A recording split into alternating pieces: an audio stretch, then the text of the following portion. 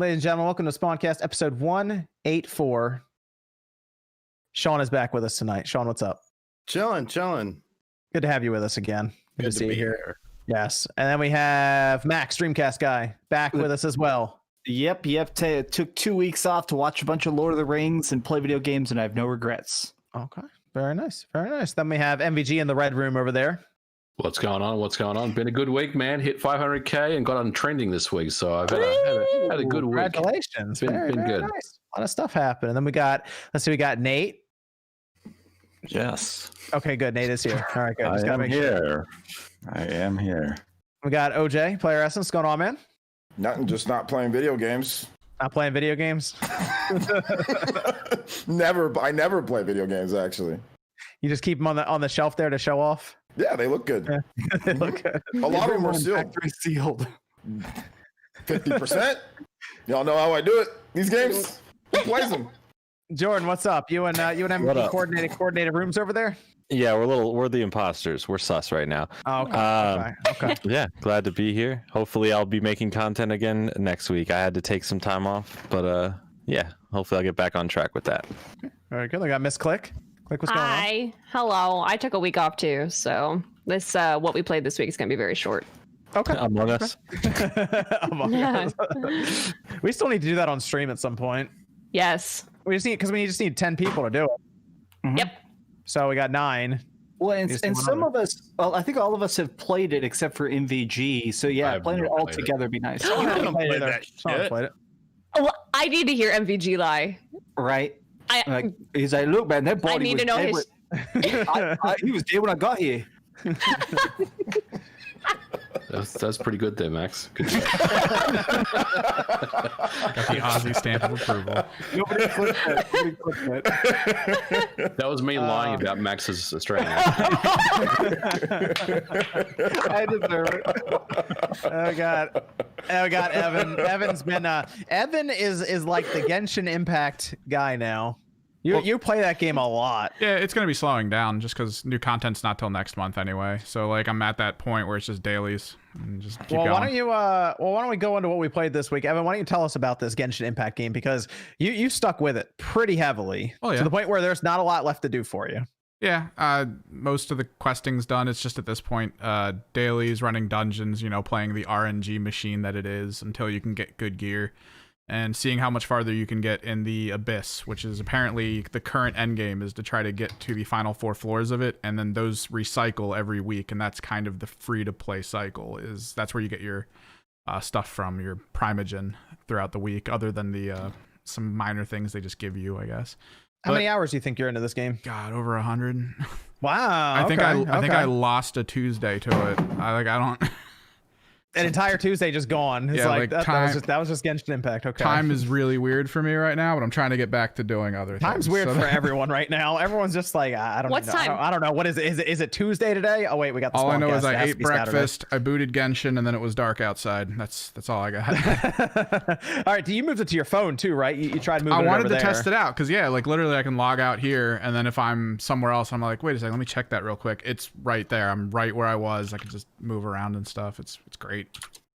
You can just log right in on your phone. So that's a cool. That's hard cool as thing hell. to see that. Playing with the touchscreen, not fun. Yeah, that you need control. You would need like one of those weird like controllers that like attaches. None to of it them or work something. though for it. That's strange. To my understanding, like they didn't.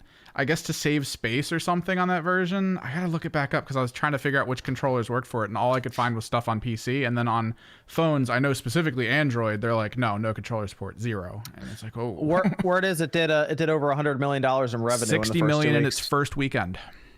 Yeah, so it's been pretty successful for them so far. I'd expect more content and support going on. So it's a free to play game, and you got 100 hours out of it so far. So yeah.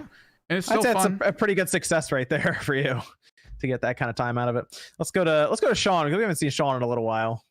Nothing really crazy. I played a bunch of Ease Origin, but then I got stuck at a boss and I just kind of forgot to go back to it. And Super Mario Brothers 35. I hate it. Ease Origin, you got to grind in that game sometimes. It's some of this old school I mean, I really like it. So. I actually got the physical edition already came from Limited Run while I patiently wait for my Panzer. Thank you. But yeah, it's that and Super Mario Brothers 35. I actually got like 3 wins today. Oh, you did? 3 wins with 1 KO. What the fuck difference does it make? You play to win the game. Look how upset he gets when he just said, when all John said was with 1 KO, and look at how upset he got.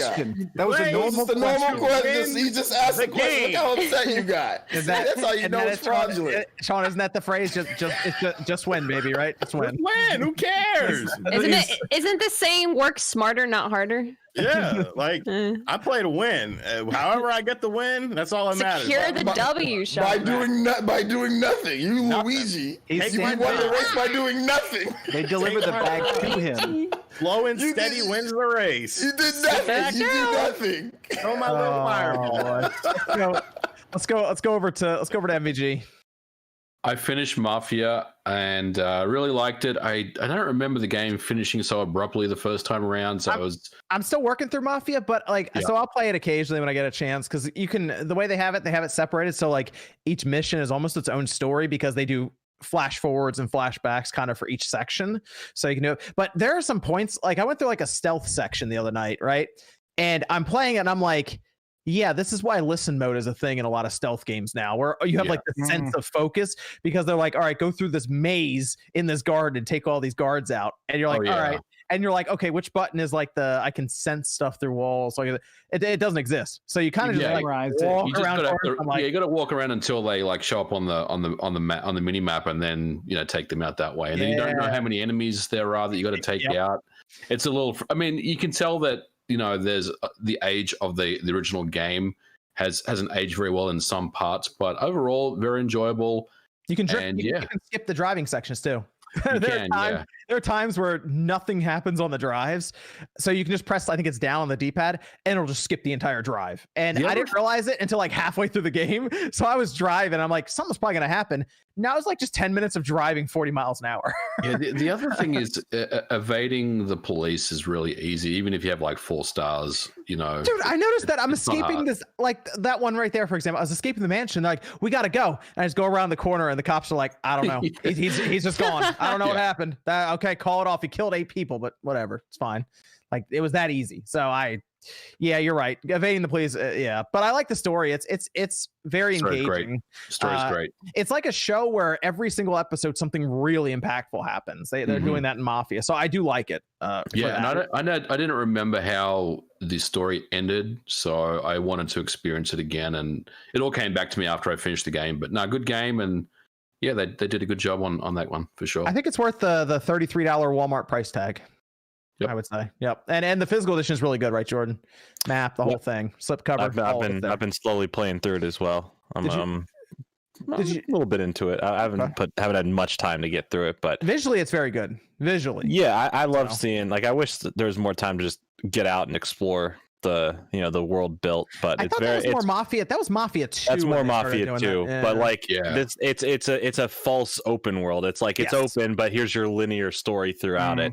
Still really nice. Again, the acting is great. It does give you that show vibe. It's everything's an episode, and it's definitely fun. There's no side missions or anything at all. I mean, you just have one objective every time. Yeah, it feels like I'm playing a very like classic game, just updated for a modern age. Like it's like the older school games before they started fleshing out and making more to do. So it's a nice refresher. Definitely worth $33. But if you like The Godfather, Sopranos, anything like that, you'll probably get a kick out of it. You should absolutely. Check it out. Did you get MVG? You get a chance to play Squadrons at all?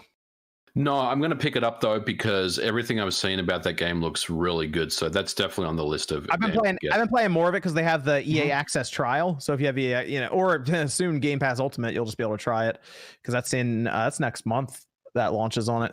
It's good. It's gotten better, but it is kind of shallow because there's like you do multiplayer, and that's kind of it. Yeah. For the most part, I mean, they have the story, but the story is really just there to teach you how to play the game. But I've been playing it more and more, and the controls are getting a bit better for me. But like when you first start out, it is not an easy game to play. Yeah, the different fly modes, how you have to shift between shields and lasers. And people who have been playing the game in VR. I've been watching Angry Joe. He's been playing it in VR. and he says that it's like way better. I could see that. I could see it being really good in VR. PSVR or like on like the Oculus or something. I think it's like Oculus or something. Okay. Did you see some PSVR though? Did you see what they sent the rapper Logic for his streams? EA delivered him literally like the cockpit. The cockpit. Oh, that's and cool. like it's set up with the VR headset, so he's in there like playing and like that's insane. Like, could you imagine if that was readily available? How much that would cost just for that? Where would it go? Like your backyard or driveway or something? I would shoot videos. So cool. You know what game is set up really well if they want to bring it back for VR. Although Microsoft's not really going to do VR so far, is if they really tried another Steel Battalion like that. I knew you were gonna say. Oh man, that would be cool. Controls. If they tried it again, I mean, dude, Squadrons is on that. It's like right there, like with that. Some of the stuff they want you to do, you do have to remember a lot inside of that, the cockpit that they have for the TIE fighter or the X-Wing or any of that. But so far it's been pretty fun. And from what I can tell, a lot of people have a hard time with some of the controls when they're starting out, because when you start getting the hang of it, you'll see the new people who come in and they're just like flying into things and they're struggling, and you're just like, all right, I'll get my easy wins. Or just sitting there. Yeah. Well, and that was the problem. I've been playing a lot of it online, and the weird problem is that the bad players, a lot of the maps are just kill counts. Like first people to 25 wins, you win the match. So you find the bad players and just crush them, because I mean people are literally going half a mile an hour, still learn the buttons. You can just kill them 20 times and win. Yeah, so you knock their shields down, you shoot like one of your missiles or something at them and take them out. It's fun. Again, that's another game that's $33 at Walmart, so it's another little special there at Walmart for that. And then I played what's this game? It's on Game Pass. It hit Game Pass. It's called Incanfell. I thinking right? Incanfell. Yeah, I heard someone talking about that. It hit Game Pass day one. It's also on the Switch, and I believe PlayStation 4, and I think it hits Steam also. But I'm early on, but it's like it's an RPG that has those like action sequences where you have to hit a button at the right time to block or hit harder. And it has like this 8-bit look to it, but it's kind of modernized 8-bit. And it seems like the premise so far is it kind of has like a Harry Potter take, sort of, where you're like a witch and there are wizards and stuff, and you're going to the school where your sister is. And I'm still pretty early on in it, but that's kind of interesting as well to check out. And it just hit Game Pass immediately, so I downloaded it to check it out. But people seem pretty excited about it. What about OJ? Yeah, I played a lot of Among Us this week. Just been playing a ton of that. And I actually went back because of the PS5 backwards compatibility. So I was testing out some of the PS4 games that I have. Just getting it in my mind how they played, you know? Just because there's going to be like the boost mode, right? Mm-hmm. So I went back into Ghost of Tsushima just a little bit. Nice. Gonna replay that though. Gonna completely replay that on PS5 because of the 60 frames per second mode, right? So yeah, so I wanted to just went back, played Nier on PS4, so I had them all right here on my PS4 Pro. So just played a little bit of each one just to kind of get in my mind how it is, and then once the PS5 comes out, I can kind of compare a little bit, maybe do a video or something like that. And what else did I play? Played normal Mario Kart. Nothing changed from there, and yeah, that's pretty much it. So nothing really new outside of just testing some of the old games. Get ready for PS5 boost mode and all that stuff. Oh, and I did play some more Fire Emblem. I'm trying to finish the Blue Lions path, so I did play some more of that too. Nice. What about Miss Click? Nothing new though. Nothing new. I was sick. I took a break this week, so I didn't play too much. I came back yesterday. We did Among Us with a crew yesterday. I actually played some Rogue Company earlier in the day with Wood and some friends. So that was fun. I enjoy Rogue Company still to this day, and it is free now. So, and it was cross-platform. Like I was playing on PC, someone else was playing on PC, one person was on PlayStation 4, and someone else was on Switch. No issues whatsoever. Just, it was smooth. It was, nice. Yeah, it was fun. Rogue Company is still fun. That. So I mean, it's like I said, it's free now. So it's before you had to buy like the starter pack. Yeah, we should play that. I played a lot of that with Wood and some of the other guys. And Sean played too. That's just so much easier to play Among Us, though. Yeah, it's good. Jordan played Among Us yesterday with our group. That was fun. Yeah, until about like 4 or 5 a.m. We had like 5 imposters in the game. That was great. Jeez. What about Max? What'd you play? So I was gone last week, but I beat Crash Bandicoot 4, and I played a bunch of hours of Star Wars. We already talked about Star Wars. I like Crash a lot. I think Crash 4 is really good. I've seen all the stuff that it's not selling great. If you're a Crash fan and you enjoyed the Insane Trilogy, you should absolutely pick the game up. Even if you wait for a price drop, Crash 4 is maybe my favorite. Like, the way the levels are built and stuff, I think it's probably the best built Crash game. So even if you wait till it's like $20 or whatever is like your comfort range, I do think people should pick it up. I think it's a solid $30-$40 title for sure. Yeah, absolutely. Like, there's so much to do in it aside from this, like the main, going through the game itself. But at the end of the day, it's a 6-hour game with that last hour probably just being taken up by that final level. Yeah. So that's the only problem. It took me 136 lives to defeat the last level. The average number is about 150 for that final. So, and I'd say about 85 is the last jump. There was a jump at the very end that took me like 85 tries. Wow, it's insane. That last jump is almost impossible. It's pinpoint accuracy. Why did they make that so difficult at the end? Well, the Crash Bandicoot's inherently difficult, and the fan base really likes it being difficult. They made this game easy. I think Crash fans would have hated it. Because the original Crash games are somewhat harder than you remember towards the later levels anyway. So this game has a good progression scale. Every time you get to a new world, it gets harder and harder. And that final level is just... I don't ever want to play that final level again. I have no wants to ever do it. So what about you, Jordan? Would you play? Really just Mafia, as much as I could this week. It's been a busy personal week, off of doing anything else. And then as much Among Us as I can fit in, because it's a quick game to start up, get a couple rounds in every here and there. And then sometimes you just end up playing for like 6 hours with a group of friends. Like, wait, hold up. How long have we been playing? We need to relax for a minute. All right, Nate, you're not going to disappoint me because you're gonna tell everyone what you played this week. And I'm hoping you say the right game, because no one mentioned the game that I thought someone would mention, and I'll have to bring up if you don't. Oh boy. Right. I mean, I played a few games this week, but none of them are out until next week, so it's probably not the game you're thinking of. Can you talk about any of them or no? Yeah, I can mention the names and their core foundations. I just can't score type impressions. Let's hear it. So I'll go from games I played the most of to the least. So the first one's Foregone. It's like Diablo meets Dead Cells. I mean, that sounds cool. Yeah, go on. Yeah, it's 2D scroller action. The first weapon I got were gun chucks, and it became like a shotgun, so I was blasting enemies and just destroying them. I haven't died yet, so I'm not sure if it's roguelite or not.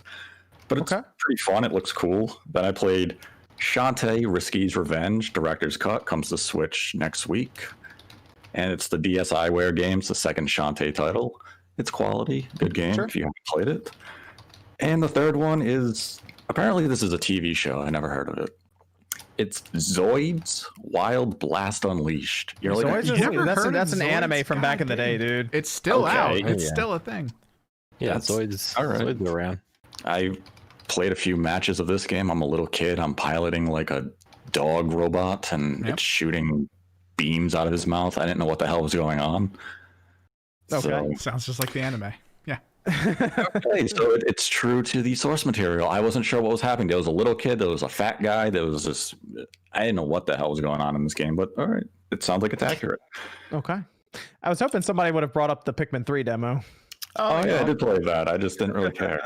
You didn't really care. It's Pikmin 3 at the end of the day. It is Pikmin 3. Yeah, I'm playing. I'm so excited for Pikmin. I don't really play demos though. Like, I just kind of like to play the game when it comes out. I don't know if that's weird, but the demo has the save carries over, so it's basically the beginning of the game. You more or less get to play. And then just carries over to the full game. I guess for me though, I like put in chapters though. It depends on how like hardcore. Like if you're like a super hardcore Pikmin fan, like you want to play the demo because then like you get to unlock the ultra spicy difficulty. Yeah, there's a new difficulty in the beginning. Yeah, so check out the demo. Yeah, that's. I mean, I played it. It is still Pikmin 3 though. You're right, Nate. I noticed I think it's a lower resolution than I was expecting. Just looking at my monitor, like it has like jaggies all around everything. Something is off. Something's off with it because I played it in handheld mode. I was like, this doesn't look as good as I was expecting. It doesn't even look like it's native 720p. If it is, something's wrong. I think that it's also a demo, so it's possible that when the full one comes, but this is going to carry over save. So that's why I'm a little like, I don't know. Something seems weird. I figured going from the Wii U to the Switch, they would have made like an improvement on that side. It was a little strange. That's what was weird. I played it in handheld mode, and it didn't look that impressive. I was like, okay, maybe it's just something's off here, and I put it docked. I was like, it still looks off. I wasn't sure if it's the lighting that they have in the game. Even when they compared it to the Wii U version, something's weird about this version of the game. I think it's less than 1080. I think it's like 720p on TV and like probably 540 or 570 something or whatever on handheld. Wasn't it 1080p on the Wii U, or was it? I thought it was 720. It was pretty. It was 720p. Yeah, I mean, the art style I think is good, and the obviously the color and all the stuff they have on screen looks really nice. But yeah, that surprised me. Game can't be native 720p in handheld mode and 1080p docked. Yeah, that's the thing that threw me off. I was a little, because of the amount of improvements they made, like full co-op and like they're doing extra story stuff and all this. I thought they would have improved that too. It seemed strange that it would stay where it is. I touched the demo, and to me, I mean, I loved Pikmin 3 on the Wii U, and this game it's coming out at a bad time. If I have to choose between Pikmin 3 and Hyrule Warriors Age of Calamity is winning, and Pikmin 3 can wait a very long time before I pick That's a good point. Everyone's going to buy Age of Calamity. That's good. That's true. That's true. Pikmin 3 should have released like 3 months ago. They're gonna drop it. It's getting ready for the Switch Pro. It was supposed to release how many months ago? Like late May, early June. Yeah, this year. End of October, man. Yeah, you're right though, Nate. I think the Pikmin 3 does kind of suffer a bit from being 3 weeks away from Age of Calamity, because, like, I mean, it's Age of Calamity. Like, everyone's gonna buy it. I mean, I'll definitely still tell people though, especially if they didn't play it on Wii U, like a lot of us, you know, like who had Wii U's did. Like, it's a fun game. Like, it's still worth picking up, and it's a completely different. Like, if you don't like a hack and slash and maybe like more puzzle, slow paced, chill environment, like pick up Pikmin, you know. But yeah, Hyrule Warriors is not going to be that. It's definitely two different games. Only Zelda exists. Pikmin are illegal. Yeah, so it was a little strange with that, but hey, there's a demo and it's free. You can download it right now and try it out and see what you think of it. So yeah. I mean, it is good they had a demo at least for that. Yeah, it is good they had a demo. I mean, if you have a Wii U and didn't play Pikmin 3 yet, just buy it on the Wii U. The gamepad controls is awesome. Yep. So what you're telling me, Nate, is I shouldn't double dip on this game? If you really, really, really love Pikmin 3, Double Dip has some new content. If you play that on the Wii U, I'm not sure if that new content is really going to be enough to draw you in. Not for $60 at least. Yeah.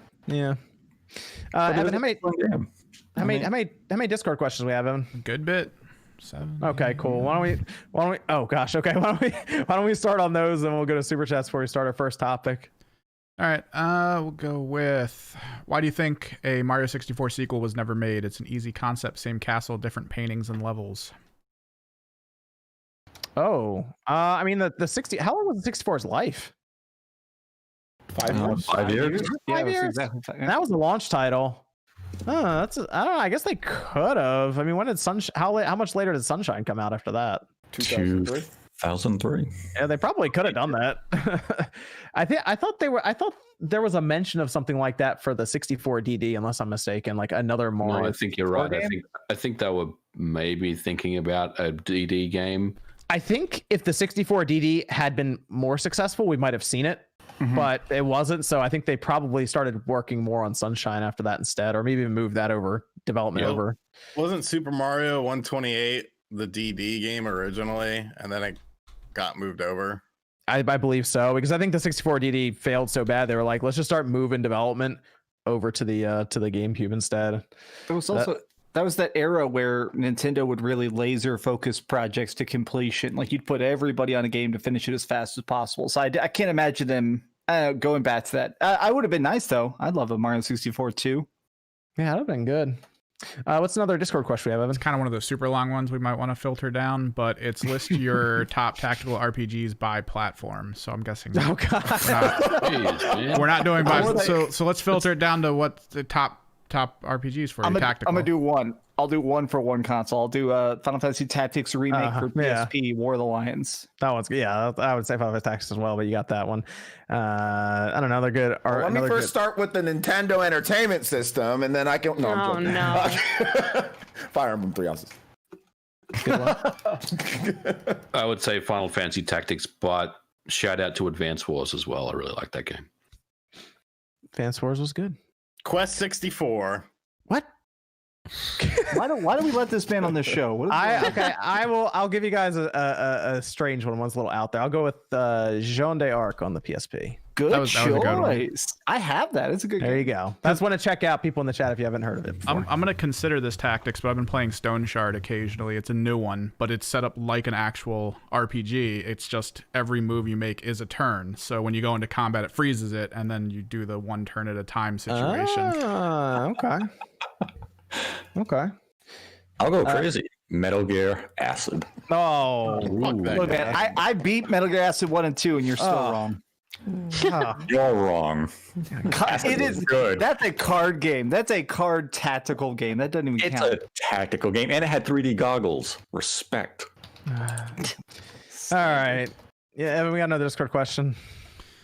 Do you think we'll live to see the day when Guybrush Threepwood joins Smash? It's the guy from Monkey Island. Monkey Island. Probably not. No. So in fact, I don't even know who that is. No. Right?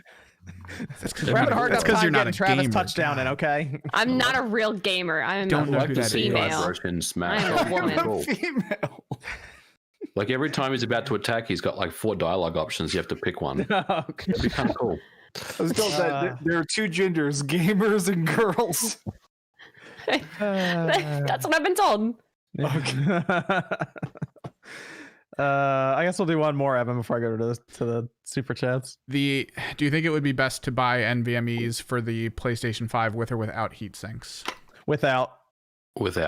I think there's a chance that big metal slab that they took off could have a pad on the other side. It might even make some sort of contact with it to help dissipate the heat on it. To be honest, that's something I think people might accidentally do, is buying with heat sinks. I would say for now, don't buy any at all, because Sony should put out a list. If they don't, then pay attention to my channel or MVG's channel or whoever else is going to waste money on MEs testing them.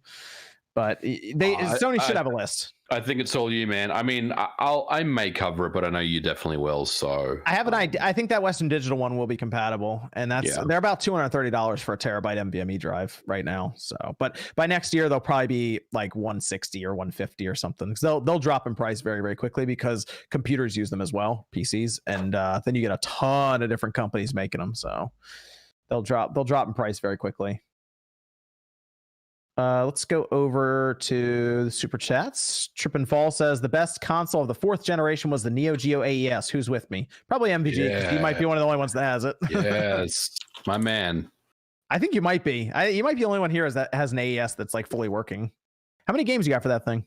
Like 4. That's all I can afford, man. Like, you know. So like $4,000 worth of games then. Okay. No. I got the commons. I got the sub $100 games, but there's some good ones. Like you can still get Samurai Showdown 2, which is one of the best games on the Neo Geo, for less than $100. But yeah, I mean, if you want Metal Slug and you know the later King of Fighters games and Mark of the Wolves, I mean, you're paying thousands. So I'm not at that level.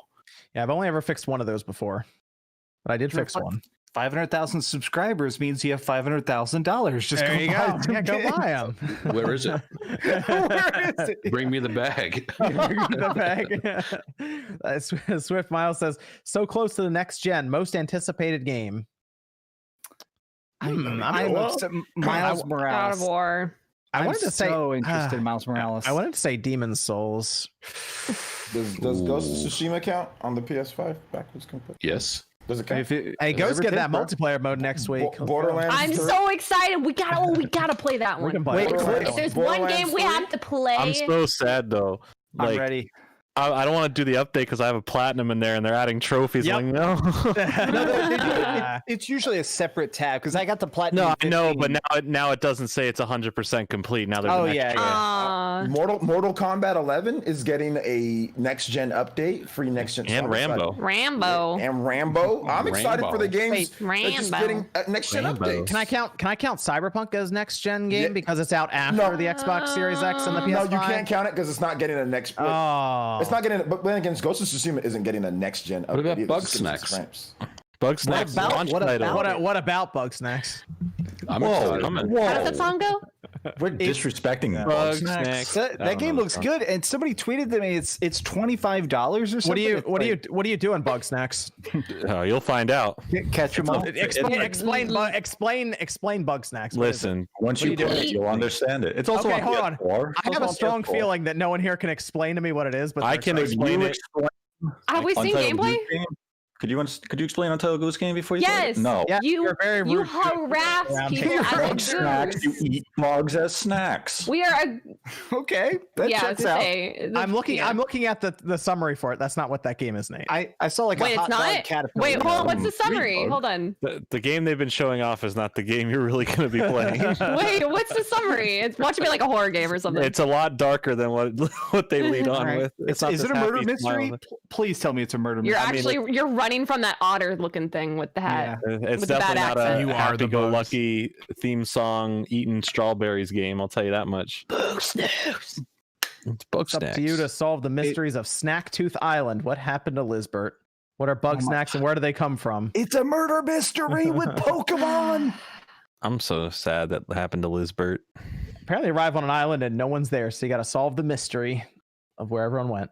I'm Because playing we it. died. I'm playing it. What? It's $25. It's cheap, so I'll pick it up. I'm buying every PS5 game for the first year. Why? Because I'm a dumb bitch. Well, okay. At least you're honest. How this is from Malrinko says, how long do you think this generation will last? 7 years. I'll give it 7 years. I was gonna give it Not a 7 day. years. 6 days. Yeah, I Give would it a say week. 7 years, and I don't think there's going to be a mid-season. I don't think so mid-gen either. refresh. I think they'll do a slim version of each one, and I think they'll roll from Oh there. yeah, no, absolutely. There'll be a slim version where they die shrink and maybe. You know, There'll be a pro version. You think no, so? there won't. There will not be a pro version. There will not be a pro version. Tell me I won't have a PS5 Pro. I think No. I think You 8K would have to listen take here, off. MVG. There'll be a it. pro version with Silent Hill. Flip it. At launch, my word. The reason why they had a pro version for the PS4 and the Xbox was because HDR was coming in and 4K was 4K. coming in. It was that time in televisions where they were getting all these new features. But I mean, unless 8K is like going to be here in the next 2 years, I can't see it happening. Nah, I don't. Yeah, because they'd have to start R&Ding that thing in like 2 years, so to make like midway through. And this is from Joel saying Xbox has no games. PS5 outsells 5-1. Prove me wrong. The medium exists. The medium looks pretty cool. Bug And nothing snacks. else. Halo Infinite next year, But bug Maybe. snacks this maybe. year. Hopefully. Venisera says with the PS5 having its SSD soldered onto the board, how will long-term preservation views this, or maybe work around this when those drives eventually fail? Didn't you look it up and it was 100 Hold on. We talked about this a little bit on Twitter somewhat, and I mean, there is a concern for that. I will say that is that because Evan and I dealt with Xbox 360 Slims that did have corrupt flash, and the ones we hated to see were the ones that were soldered to the board. Yep. Because you can't do anything. But there were ones that were slotted, and you could remove those.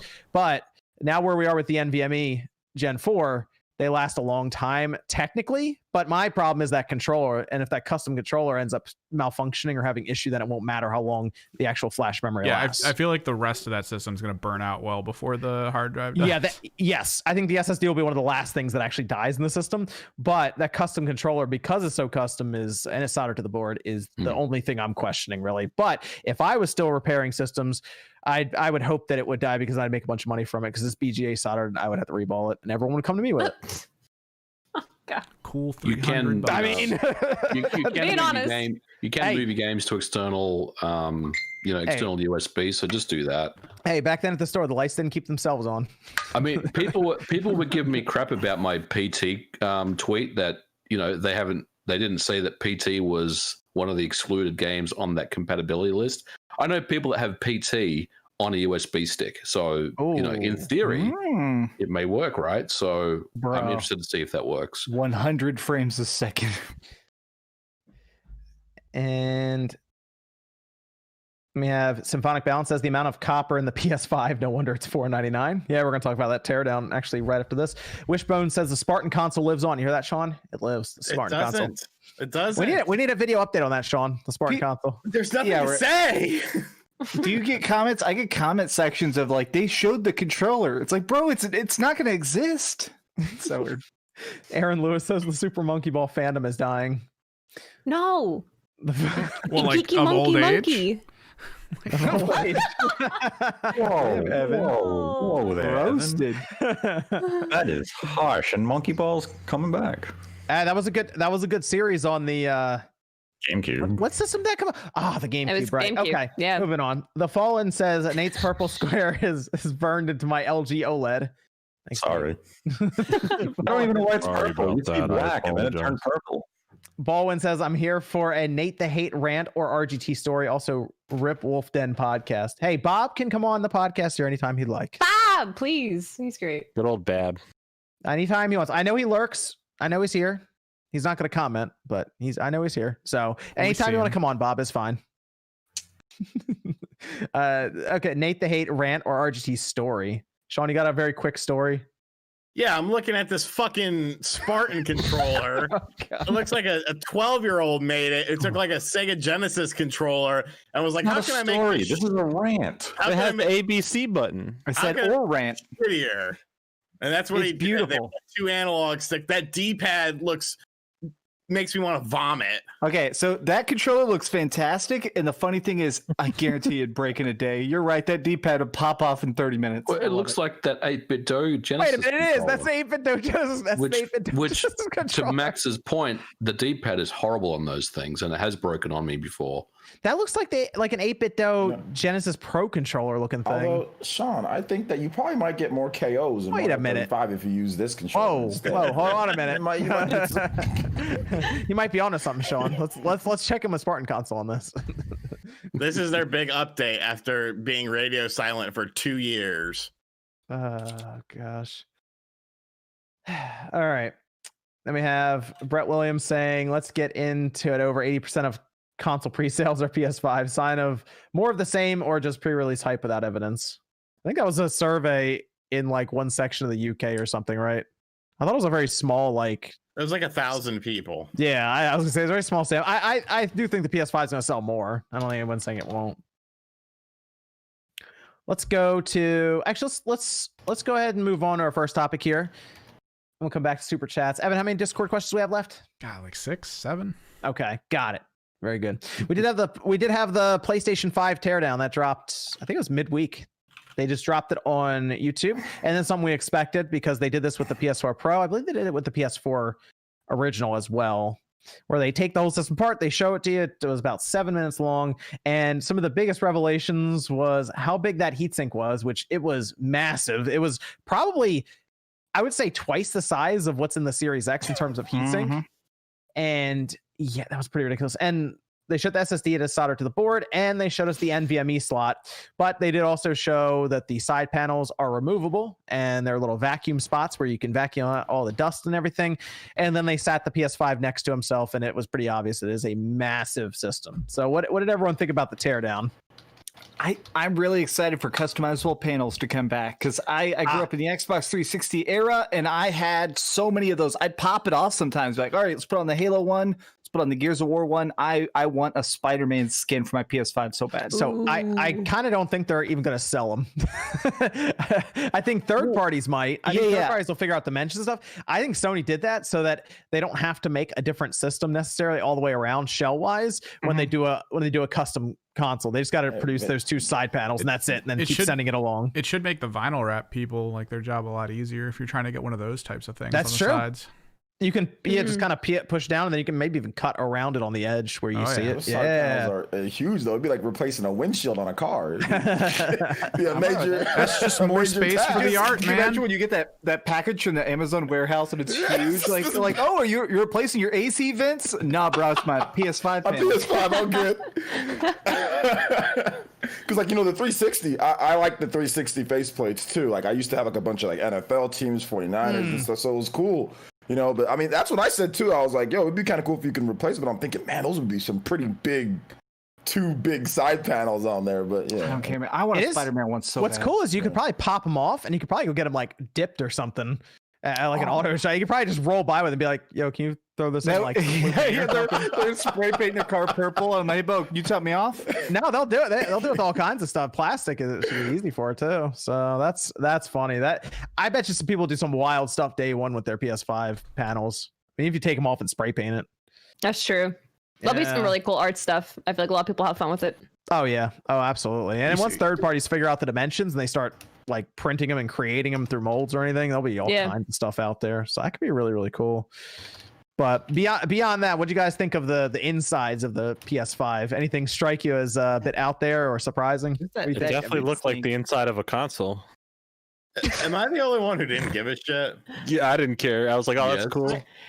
Give me the games. I just want games, man. Yeah, I didn't know about the games, so I made fun of it a little bit, and people got salty. So that's the reason why I kind of made fun of it, because I just felt. OJ, your video intro was 10 out of 10, man. With the ship taking off, the rocket taking off. Yeah, just because it was a teardown, but I mean, it was just I didn't really care about it too much. I'm kind of more excited about like the news about the games, like the backwards compatibility. That news was cool, like finally getting some a little bit better details on that. But I mean, people want to know about the teardown, like how the system's going to operate, though. So I think it's important for guys like like John that know more about the insides and how it's going to hold up, and the heat and all that. Because we got the whole news about the Xbox, and it's like weird news about overheating, which I don't think that's the case, but whatever, Well, so yeah, we'll get into that. Yeah. So it's good to see what it's actually like in there, because if you're going to spend $500, right, or $400, you kind of want to know, okay, well, what's the materials? How's it look like?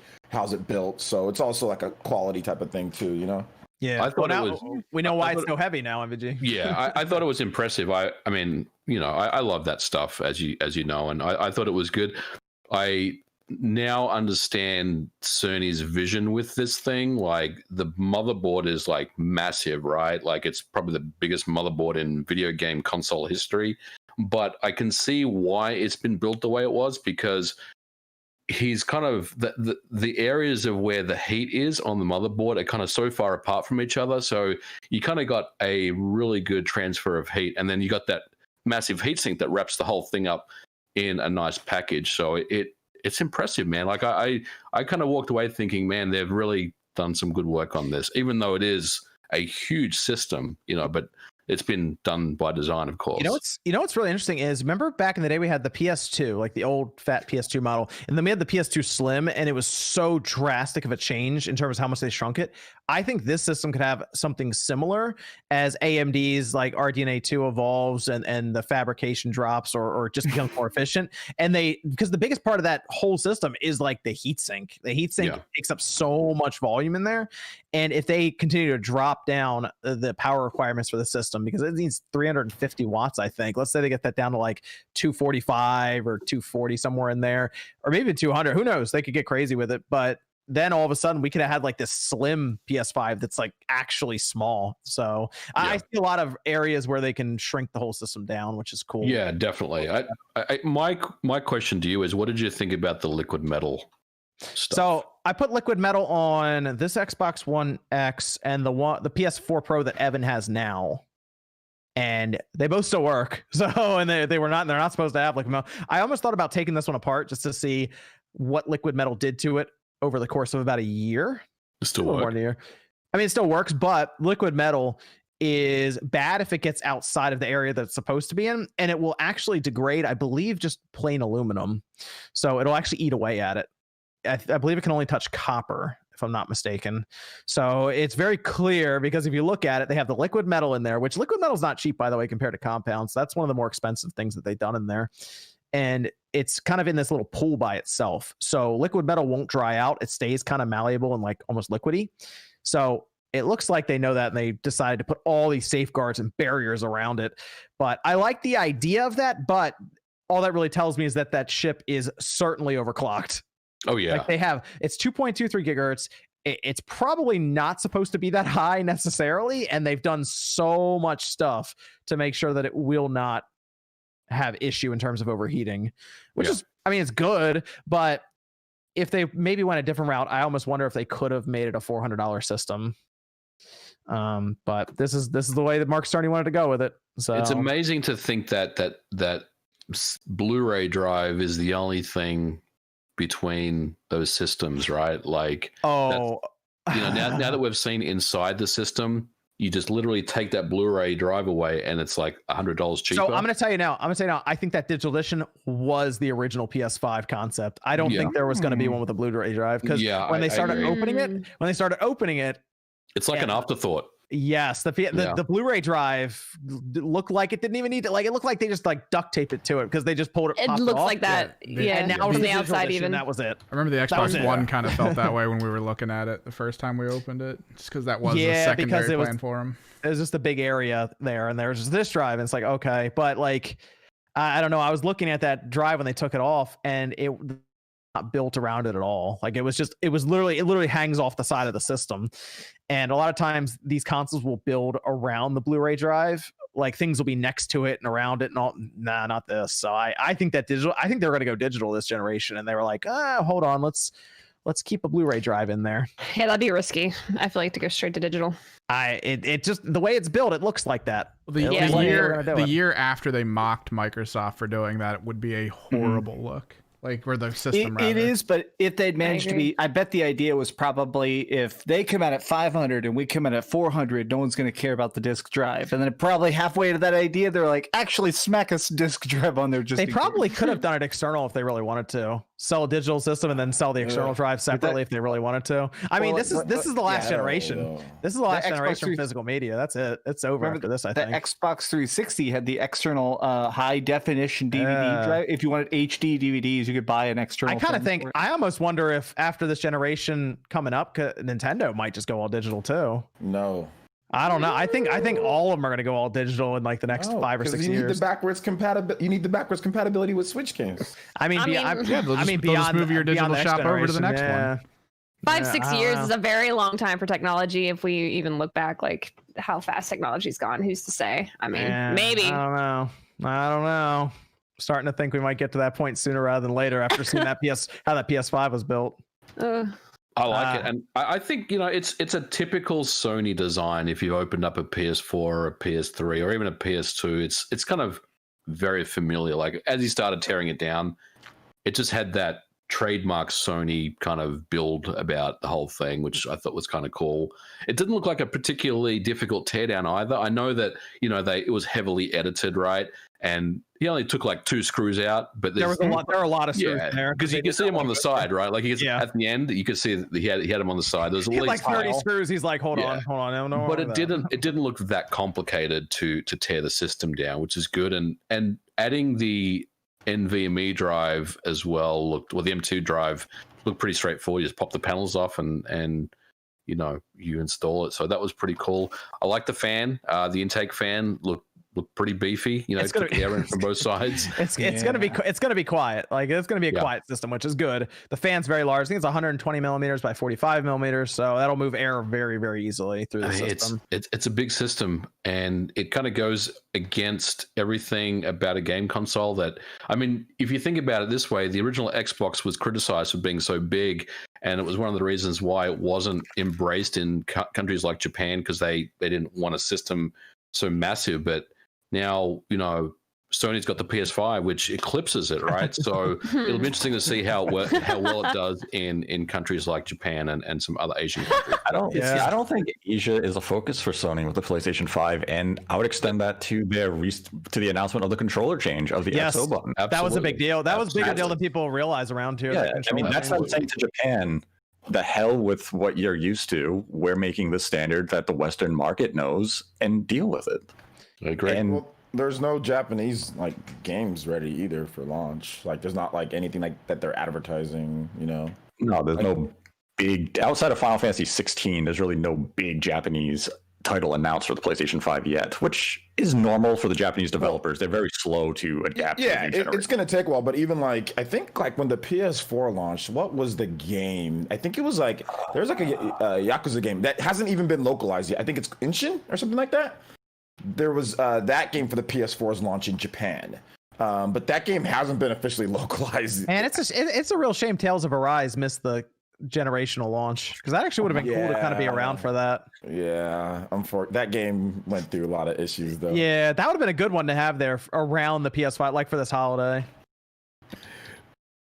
I just want to say this is 100% accurate in size and scope. So if you want to, I am 6 feet tall. Look at the size of this compared to my torso. Look at this. Oh man, this is beefy. Look. I could club together several people with this thing. It seems like the PS5 might be bigger than that. It's also 10 pounds, by the way. This is it. This is also it's 10 pounds. Oh, it's healthier than a newborn baby. It's gonna be 10 pounds. How long did it take you to What's make the that? hole in the top?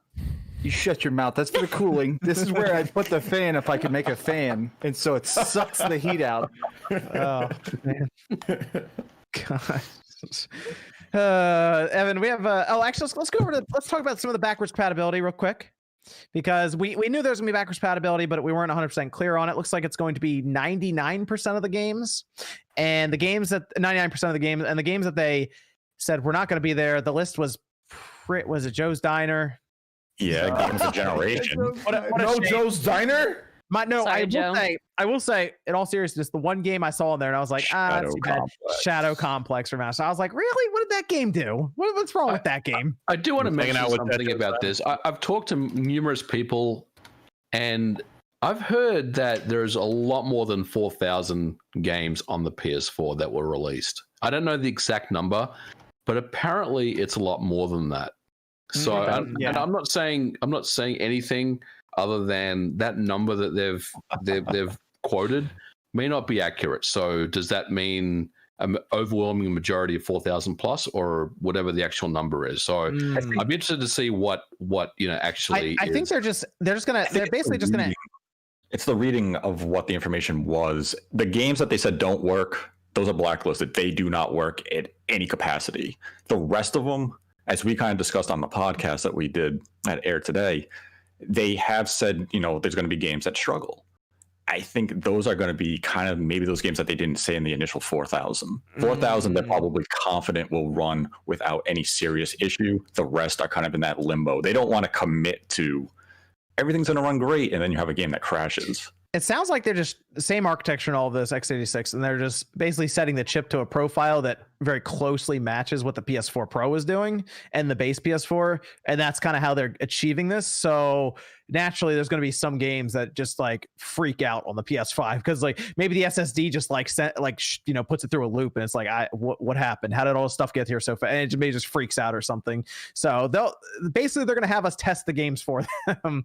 Is what's going to happen. Yeah. And they were because they in the thing, it's like, just go ahead and try the game and see what happens. Don't buy any DLC. Yeah, don't buy any DLC. Just test the games first and then buy DLC. Yeah, I thought that was funny. I was like, okay, I'll try the game, I guess. I do think there's going to be a lot of hard crashes and stuff. I do think that there is going to be, a solid 5% of games or something that won't go smoothly because, we've all had those times where you try to play. Remember when we did, when Xbox 360 came out, it worked with a lot of Xbox games, but not great. Like Phantom Dust, the destruction in Phantom Dust would screw up the frame rate on 360, but not the original Xbox.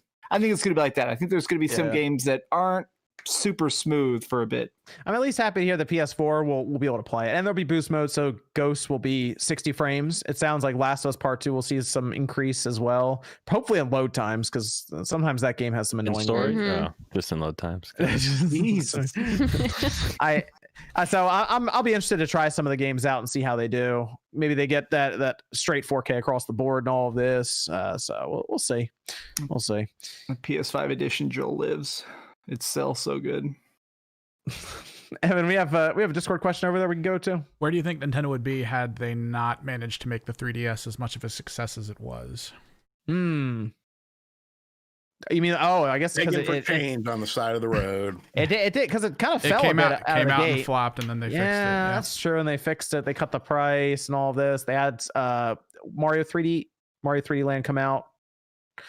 Then Pokemon started to hit, and then things started moving. Mario Kart 7, yeah. So when it first came out, you're right. That was like $250. It was the same as the price of the Vita, from what I remember. And everyone was still, rough from the DSi kind of existing for half a year before they were like, no, look away. That's true.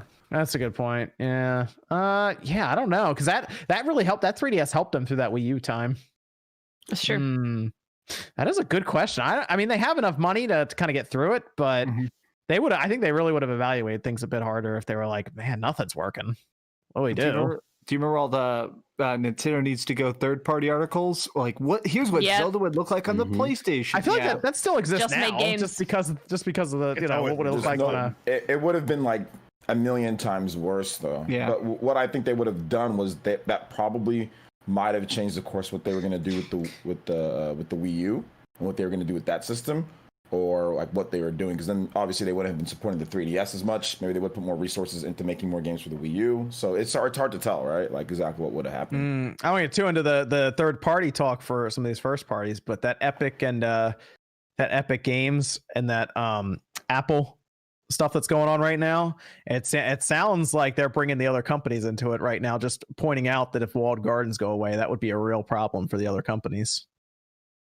So that's something to look at there with that whole court case going on right now with Epic. Epic is very quickly turned into the bad guy almost for a lot of people because of it. Evan, we got another Discord question over there. I got a couple Metal Gear ones. Do you guys remember Metal Gear Online from Metal Gear Solid 4? And what? Yes, I do remember that. I was in a clan. I was in the recon unit. I think they should bring it back in full force on the PS5. Related to that, do you think it should come back as a potential battle royale?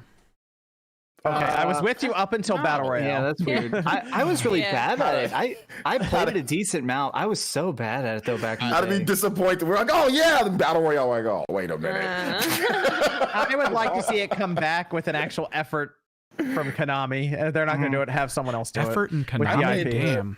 Yeah. Pachinko Battle Royale, baby. Let's do it. It's like the meme. Konami or effort? Pick one. Yeah. What were you saying, I shot Sean? the hell out of the Subsistence Online. On PS2. I do remember playing the PS4 multiplayer though. That was really fun. So I kind of miss that now, man. That was fun. The other one is the other one's a person who played Death Stranding, loved it, and wants to go back to other Kojima games, and specifically looking at Metal Gear. So he's wondering which one he should really get into, game and system. I mean, 3, and then didn't 3 come to 3 came to the Xbox 360, and it's backwards compatible with the Xbox One currently. So you could, if you have an Xbox One, you could do that. It's also a 3DS. I mean, I would stay away from the handheld versions, to be honest. I would go for they really need to just bring those games to the Switch, to be honest. I don't know those games are there. Those games definitely are good, like on a big TV, and kind of play them and just the story. But didn't they release GOG? Didn't that release? That's right. Yeah, 1 and 2. 1 and 2. Yeah. Yes. 2 on GOG would be a good deal. Yeah. As well. Yeah, it runs on any PC basically. But if you have an Xbox One right now, they have the 360 version of the HD collection. Yeah, it's on Game Pass too. I thought did it go away off Game Pass yet? Because I thought it was leaving Game Pass. If it's still on there, that's good. But I thought it was leaving last I looked, and that was like a week ago that I saw it leaving. So I don't know if it's. Either way, it's not an expensive game on the Xbox One. I think it's like a $15 package for both games. So Peace Walker, Peace Walker is my favorite. The HD Peace Walker is my favorite one. August. What's it used on GameStop on the 360? Because you can just pop the disc into your Xbox One and it'll pick it up. So if it's a good deal at GameStop used, that might be a good way to go too. So that's the way I'd go with it though. I'd get something like that on the Xbox One. 20 bones. It's not bad for both games. Well, you get Peace Walker too. And Peace Walker. Oh yeah, there you go. Best Metal Gear Solid. I'll always say. I would grab that immediately. That's the way to go. Rising Revengeance is a good place to start. Okay, Jordan. Start right at the end. Let's go. It's the only one that matters. Console Gamer says, I know due to this year being this year, I wonder when we will hear about the Scott Pilgrim game again and when it will be coming out. They'll probably just drop it on Twitter. Yeah. That'll probably just be a Twitter and a press release pretty soon, I would say. But that's exciting. That's coming out this year.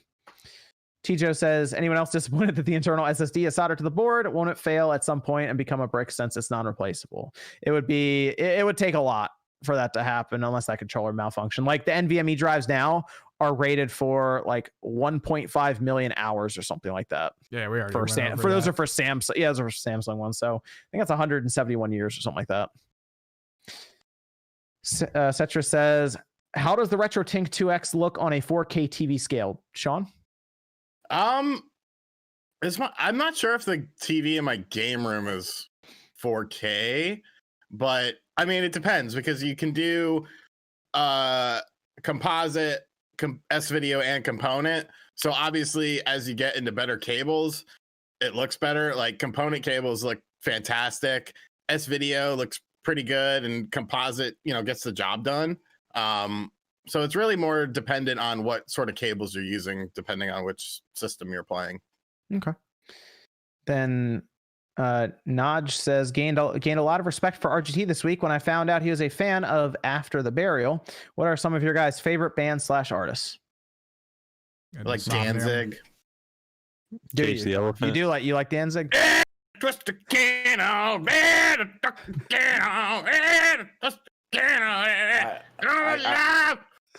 I don't like Danzig anymore. Thanks, Sean. Console Gamer says, what is everyone's favorite X-Men character? Probably Wolverine. Not MCU Jean Grey. Juggernaut. Remember? I'm the Juggernaut, bitch. Juggernaut, bitch. Juggernaut, bitch. Yeah. My helmet. Gambit. Gambit. That's a good one. I kind of like cards and he goes. I like the Nightcrawler. It's pretty cool. It's like a Cajun ninja. The younger Magneto stories. The younger Magneto stories before he goes fully evil. I think that's interesting to see heroes turn to villains. I like. He's not evil. He feels persecuted. A lot of dead people disagree. Well, they kill mutants too. It's not fair. So even the grass. Here's a good one. Ashoka says, who would win in a wrestling match, Nate or RGT85? You know where we can find. You know where we can, I'm the Saturday Night Savior. You know where they have arms? Let's run it. I haven't programmed them yet. Find out, right? Guys, that's like a sentient being. Sean, we can book this match. You know where we can do it, right? Yeah, too many games. Too many games. They set up a wrestling. They have a wrestling ring. We can book it. Well, RGT's going against my homie Baron soon, so I mean, it's I would want a hardcore match though, because like I want to bleed and go through tables and shit. Hey, all I can say is you can't see me. I'm gonna bring the chair. You know what? I actually would like that. That'd be fun. I just want to see Sean go through a table at one of those events during the too many games. That would be fun. I would throw money at the stage. I think Sean would do it. He'd probably jump off the turnbuckle onto the floor through a table. It I want to see you hit someone with a chair. No, the best part is when you get to go through a table, right? I think he'd try, but it'd be one of those tables where they don't take the metal bracing off, and it would just be like boom. When we were in high school, like we worship Jackass and CKY and shit. Like we would literally jump off of roofs of houses and stuff. Like my buddy, the place that he lived in, like you'd go up on the second floor and he had a window. It was kind of like a condo, and when you would go out his window, you could climb onto the neighbor's roof. So we would go up there and like film us jumping off the roof with like a broom, and we would call it the witch. And I remember one time he came outside and he was like, "What the hell's that noise on my roof?" I was like, maybe it was a raccoon. He's like, "No, it's bigger than a raccoon." I was like, maybe it was Santa Claus. And he just like looked at me and ended up calling the cops. Yeah, it's a shit show. Brett Williams says, extra money for no reason. Love the content. All right, let's go over to the Xbox Heat reports. This is funny, Nate, right? No, it wasn't funny. It showed the stupidity of people. How they can't read and they can't comprehend information. This thing is funny. This thing is it's removing warm air. Funny though, oh, well, that's the overheating. Oh, really? I'm sorry. Microsoft didn't solve, the world problem of thermodynamics. The thing that was weird to me, they should have. But a system generates heat. Oh my god. The thing that was weird to me is no one ever said it overheated. They just said it got hot, and somehow the headlines slowly changed from it puts off heat to it gets hot to it's overheating. Like on it catches your house on fire. Yeah, like it was. That's what you would have felt over it. And I could feel warm air, so the system's working. Yes. Yeah. Oh, it's so efficient. It works. Yeah, that means it's bad. But if I turn on the PS5 and it's blasting out cold air, there's a problem. That's not good.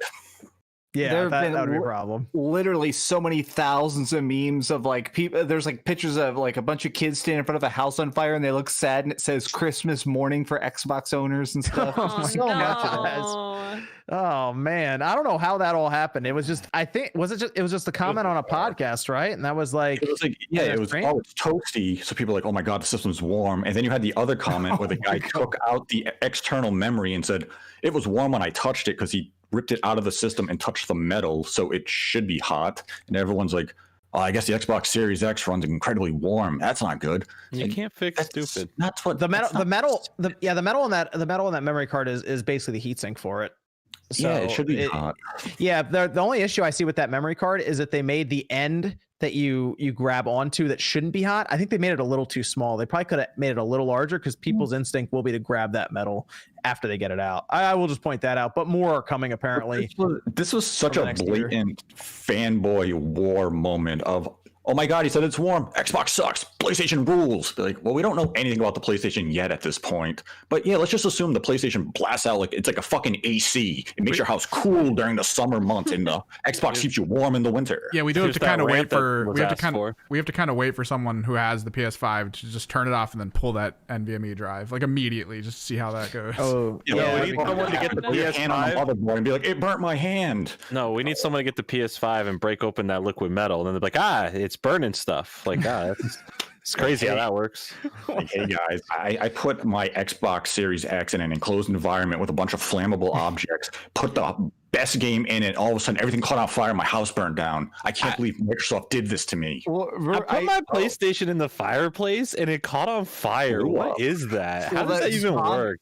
Damn, Spawn, your old video of I overheated the Switch. I loved that video where you deactivated the fans and then wrapped it in a towel and like really had to do a bunch. Yeah. Really good. Yeah, I abused the Switch pretty bad. And so many people works, watched by the way.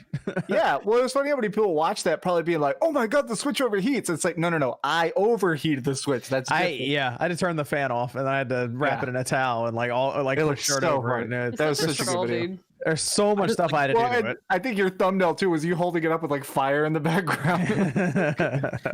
This was such a weird topic that blew up. Like, when did this type of stuff become the embers of war where people are going to sit there saying ventilation works too well? It's getting rid of the warm air. That's it. We have to hate the Xbox for this. This is really what the gaming community has come to. These are the wars they're going to wage. Wait, did somebody light their PS4 on fire at one point?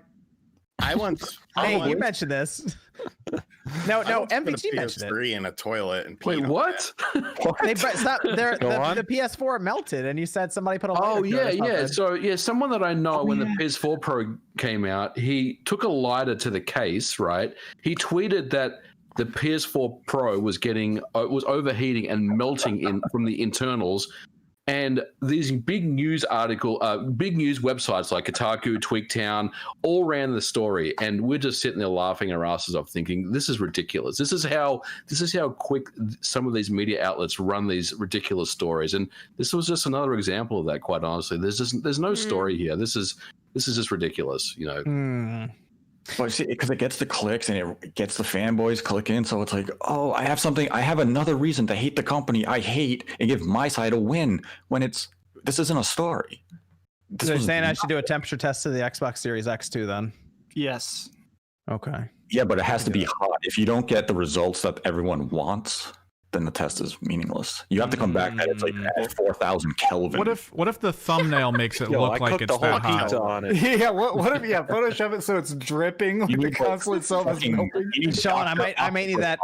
I might need the thumbnail with the hands on the head, Sean. My Xbox and melted. no teeth at all. Yeah, my Xbox melted. It's like I put a question mark. It's the RGT rules. If you put a question mark, everything before it is just a question. It's okay. It's questions. Posing Charmander. And the answer is no. Into the top, and he came out a Charizard. Like, wow. If you put the question mark, it can be rumor, it can be fact, it can be not be anything. Fact. It can be the PS4 anything you want it to be. As long as click one or this two words video are fully and capital. find out.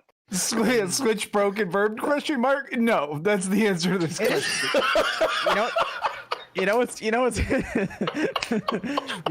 What is interesting, MVG, is we talked about those side panels that come off the PS5, but that was actually pretty clever for Sony to do that, because the PS5 will feel like it's like cool. It's not heating up because the panels are separate from that middle part, whereas the Series X is right up against the heatsink. So the outside of the Series X will actually be kind of warm, whereas the PS5 won't be. So it's just Sony kind of. Are you actually touching the system? Do you walk up? Hold on. The game be like, I want to hug you, Xbox. Thank you for the 1 hour. Well, game. if I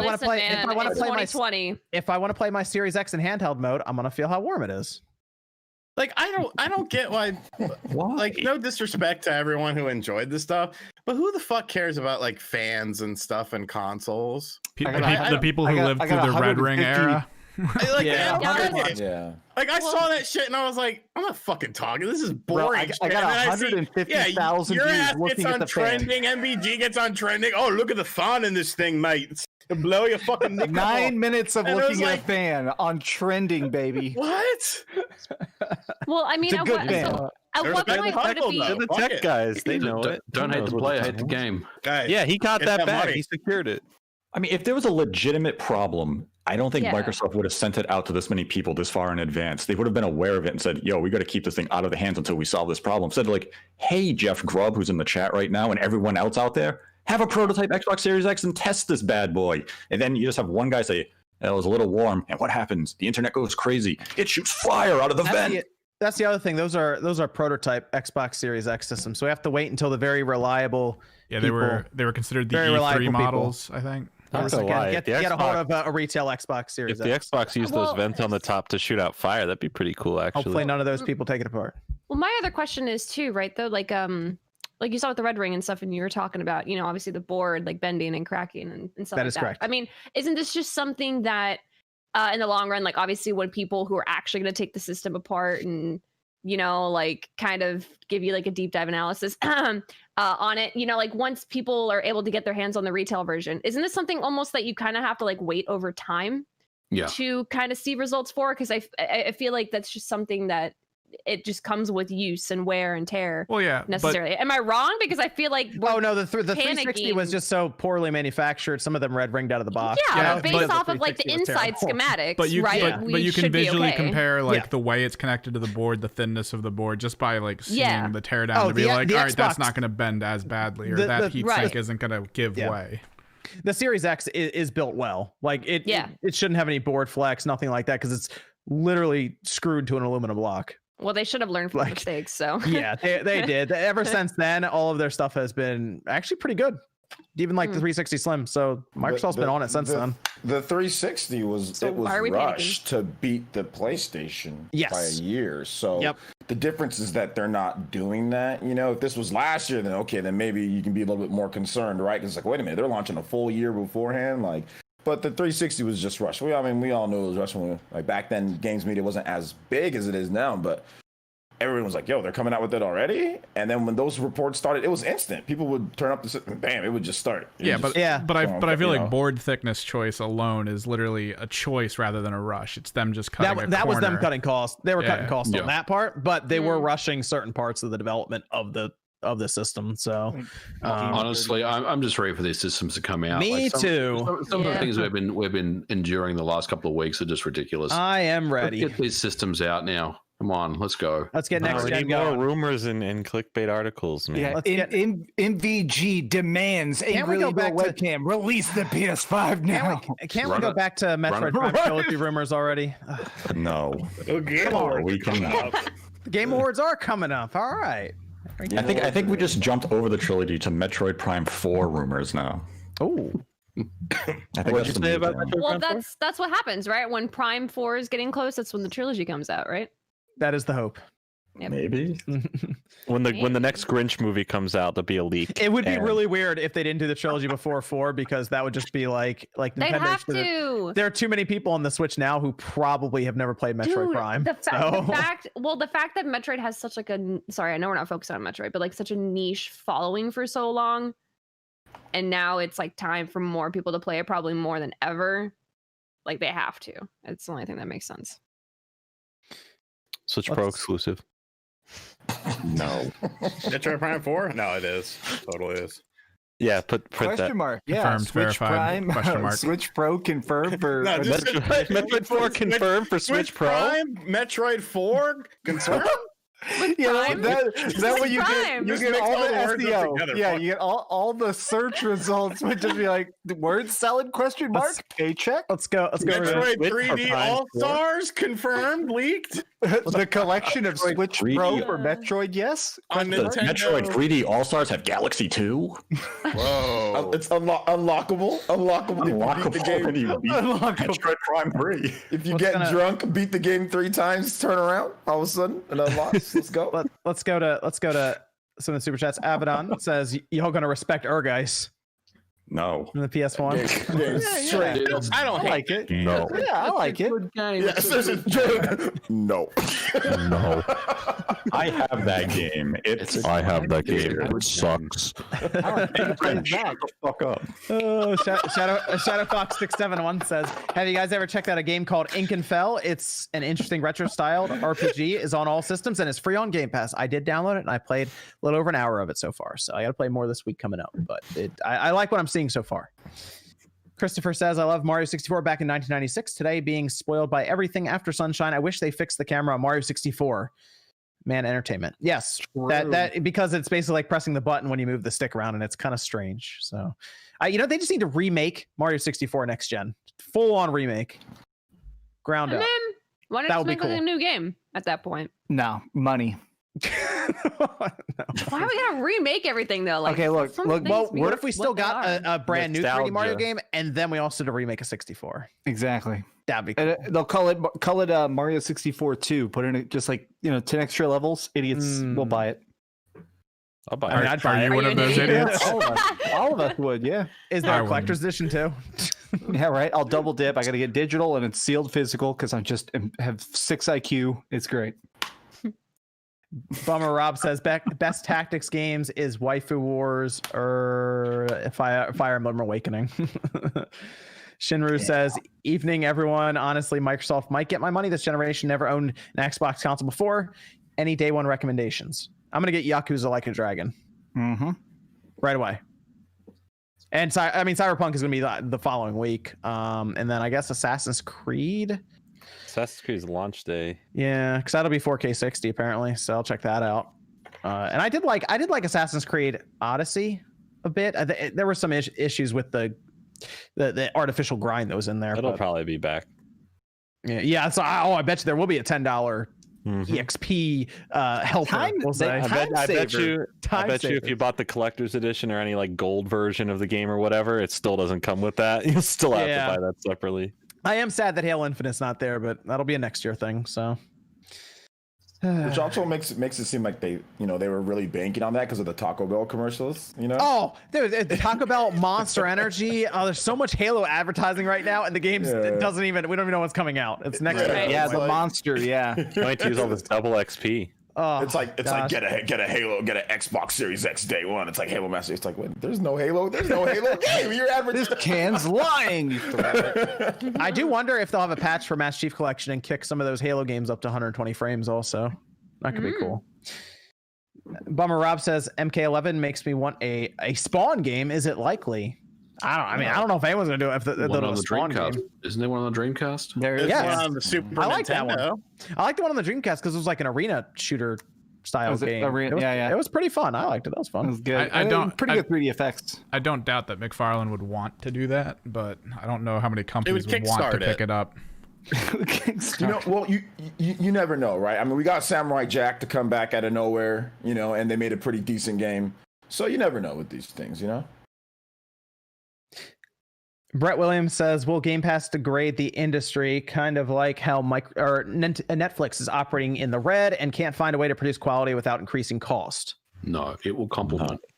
No, apparently, from what they've said, that Game Pass has increased spending outside of Game Pass. So like people playing games, they're like, "Oh, let me go check this out." It got Sean. He says he didn't, but I know he did. It got Sean to buy an add-on for a game. I thought it was Horizon. I thought it was Forza Horizon. I did not buy it. You messaged me. You're like, I bought something for a Game Pass game. I recall this happening No. I played. No, you're completely wrong. I played A Journey to a Savage Planet on Game Pass, and I played it for like an hour, and I was like, wow, this is fun. It should come out on Switch, and then it was coming out on Switch 2 weeks later, so I stopped playing it and I bought it on the Switch. I recall it being something with Forza Horizon. Yeah, I did not. I didn't buy. Did you buy one of those map packs to get? I swear he did. I thought he no, because I went to go do the Lego shit, and it was like, oh, you got to spend money, and I was like, hey, you bought it. No, thank you. Listen, the coolest ones you have to spend money. The game before that, it was the Hot Wheels tracks. That game, it was the Lego stuff. You got to pay for it. Nope. RDX Devin says, "What RDNA 2 features are missing in PS5's hybrid RDNA 1 and 2? Dealer Gaming said only Series X and S has full RDNA 2. That's why they held out a year." Where do I begin? Where do I begin to let him know, Sean. There's another one here that says Xavion, I guess, is replying to that says dealer is a Twitter Xbox fanboy, not a tech specialist. He has no credibility or experience. Don't listen to him. Both consoles are full RDNA 2. Super Chat's going at it now, man. Yeah. Oof. Let's let them fight it out. It's fine. I mean, if we're going to be technical, Zen 2 is already obsolete because Zen 3 was already in. Wait, hold on. What? Yeah, well, we do we have full info on RDNA 2 right now from AMD? I thought that was at the end of this month. We don't have it yet. So I'm really just waiting on RDNA 3. Really, I mean, you should. It's going to be so good. I thought RDNA 2 was getting completely detailed at the end of this month. That was like October 28th, if I'm not mistaken, because we just had Zen 3 get revealed. Which, by the way, Zen 3 looks pretty good. I think I'm going to pick one. I think I'm going to pick the 50. Was it the 5900X? I like Zen Pinball. Anyway, that's a good game. Zen Pinball. We don't even know. We need to see the cards even first. Some of the features. I don't really know what will be missing from the PS5 that's not in the Series X. Unless I missed something, MVG. I don't know if you. I saw it. Your head. Yeah, no, I have the same. I mean, question. we literally just had the teardown for the PS5. So Swag says 0 out of 10 PS5 teardown. No black motherboard. You know, I am starting to like the black motherboards that we're getting in different systems now. Like we just had Series X obviously has it, Series S, but then I'm also taking apart controllers that have black motherboards too, and I kind of prefer them a bit over the standard green. You can't even see them though. I see them. Well, we see all of them. I rip everything open. Sometimes I wake up, I wake up and I stretch, I get my coffee, and I'm like, you know what? I'm really glad they changed the color of motherboards. Fans. And the fans, yeah, I'm a big fan of those fan sizes. Patrick says, anyone getting Oculus Quest 2? Nope. I am not. I am. The Facebook. Congratulations. They just sent me one. They just sent you. They sang you one. Yeah, so I'll be checking it out. Oh, there you go. For all those VR streams. Wants to know what you're doing. Are you gonna be playing Beat Saber? That's the only reason why I'd get a VR. Yeah, I think I'm gonna Beat try that Saber's out. dope. Yeah, Beat Saber. Like they wanted me to check out that, so that's what I'll check out. Probably. I still need to play rhythm. I've had Ace Combat sitting around for so long. I need to play that in VR already. That's what Spawn says. I need to play. Yes. Yeah. Jordan says, finally beat Avengers due to bug crashes. DCG rants. Yeah. I beat that game too. So weird. The one of the glitches that still exists is changing Captain America's costumes will change his face a little bit, and so certain costumes his face will get stuck like this. It's that game is awful. And now I did a big video this week about how it has less than 1,000 concurrent players on PC. If you're trying to do your daily quests, it takes over 30 minutes to find a game now. Sounds like Anthem. Yep. Anthem. Anthem was $1, right? Right, OJ? That thing's a whole $1. Yeah, I bought it. I'm waiting for Anthem 2. Walmart French bread or Anthem. You know what? I will tell you this. Time to pick it up for $1 because Anthem 2.0 is on the way. Yeah, I mean, well, also, I'm gonna go get it. I'd probably get that French bread. Absolutely. Get the Walmart French bread and the Anthem, baby. No, because I think Anthem's gonna go free to play eventually, and I bet you they'll do some kind of perk for people who actually bought it. So, I mean, that's why you go free to play, to try to get people back in. But who wants to, even for free? I mean, if they redo everything, make it 2.0, they could fix it. I don't know if that 2.0 ever happened. I still think the shooting was fun. I thought the specials was fun. The flying was good. If they actually made a video game out of that, it'd be great. Yeah, the rest of it was just terrible. So if they just actually made it something. Radberry says, so if GameStop and Microsoft are partners now, does that mean that Reggie works with Microsoft? Kind of. Reggie works with everyone. Yeah, he does. Gizmo Games says, anyone playing Mario Kart Live Home Circuit next week? Some people had their pre-orders canceled. Mine's still in, apparently. Walmart confirmed. I'm not getting it. Oh, that's going to be popular in your house, John. Oh, no, they'll probably destroy it if I let them use it. Oh. This is an adult toy. This is for observance only. Wait, what? Oh. Whoa, Jordan, what? Okay, not like that adult toy. Get your filthy mind. What do you mean, get your mind out of the gutter, bro? You're the one who said, wait, hold up. Well, I mean, you could have just called it a video game.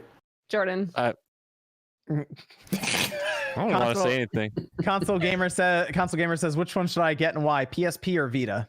Vita, because you can play some of the PSP games on there too. Yep, load it up, get it modded, load up Adrenaline on it. You can play any PSP game on your PS Vita. Limited Time Gamer says, I often work near 190 hours a week. If platforms go subscription, I'll be done.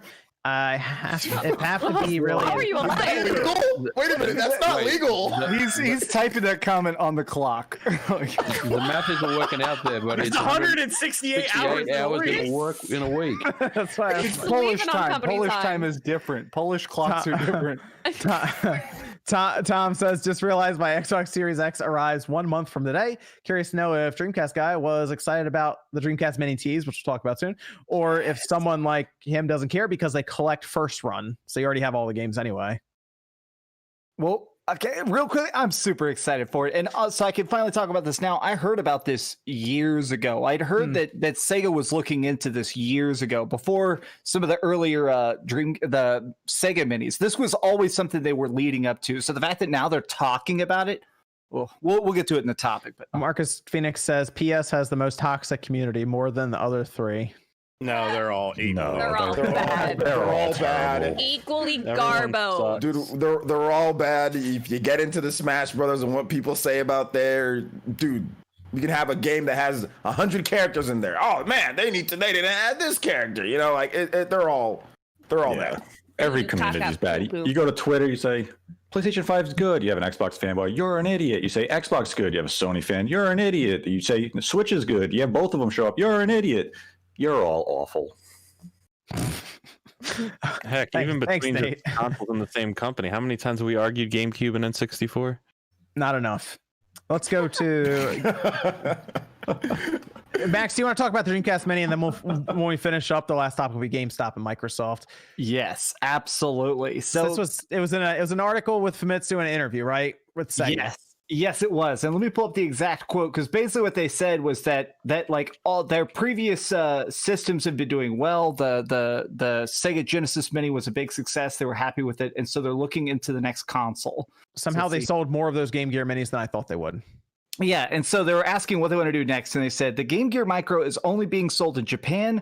When we do the next one, we want to have a bigger project scope so we can gaze upon the world. So what we're thinking about doing is maybe a Mega Drive Mini, or let's see here, SG-1000 Mini, which boo, screw that, or a Dreamcast Mini. They wouldn't What's wrong with the SG-1000? They're gonna do it. They're gonna do it. They're gonna do SG-1000. Come on, man. Master System games. Let's go.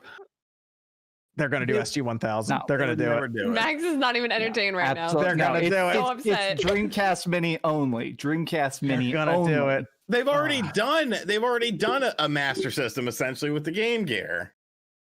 They're going to do it. You know they're going to do it.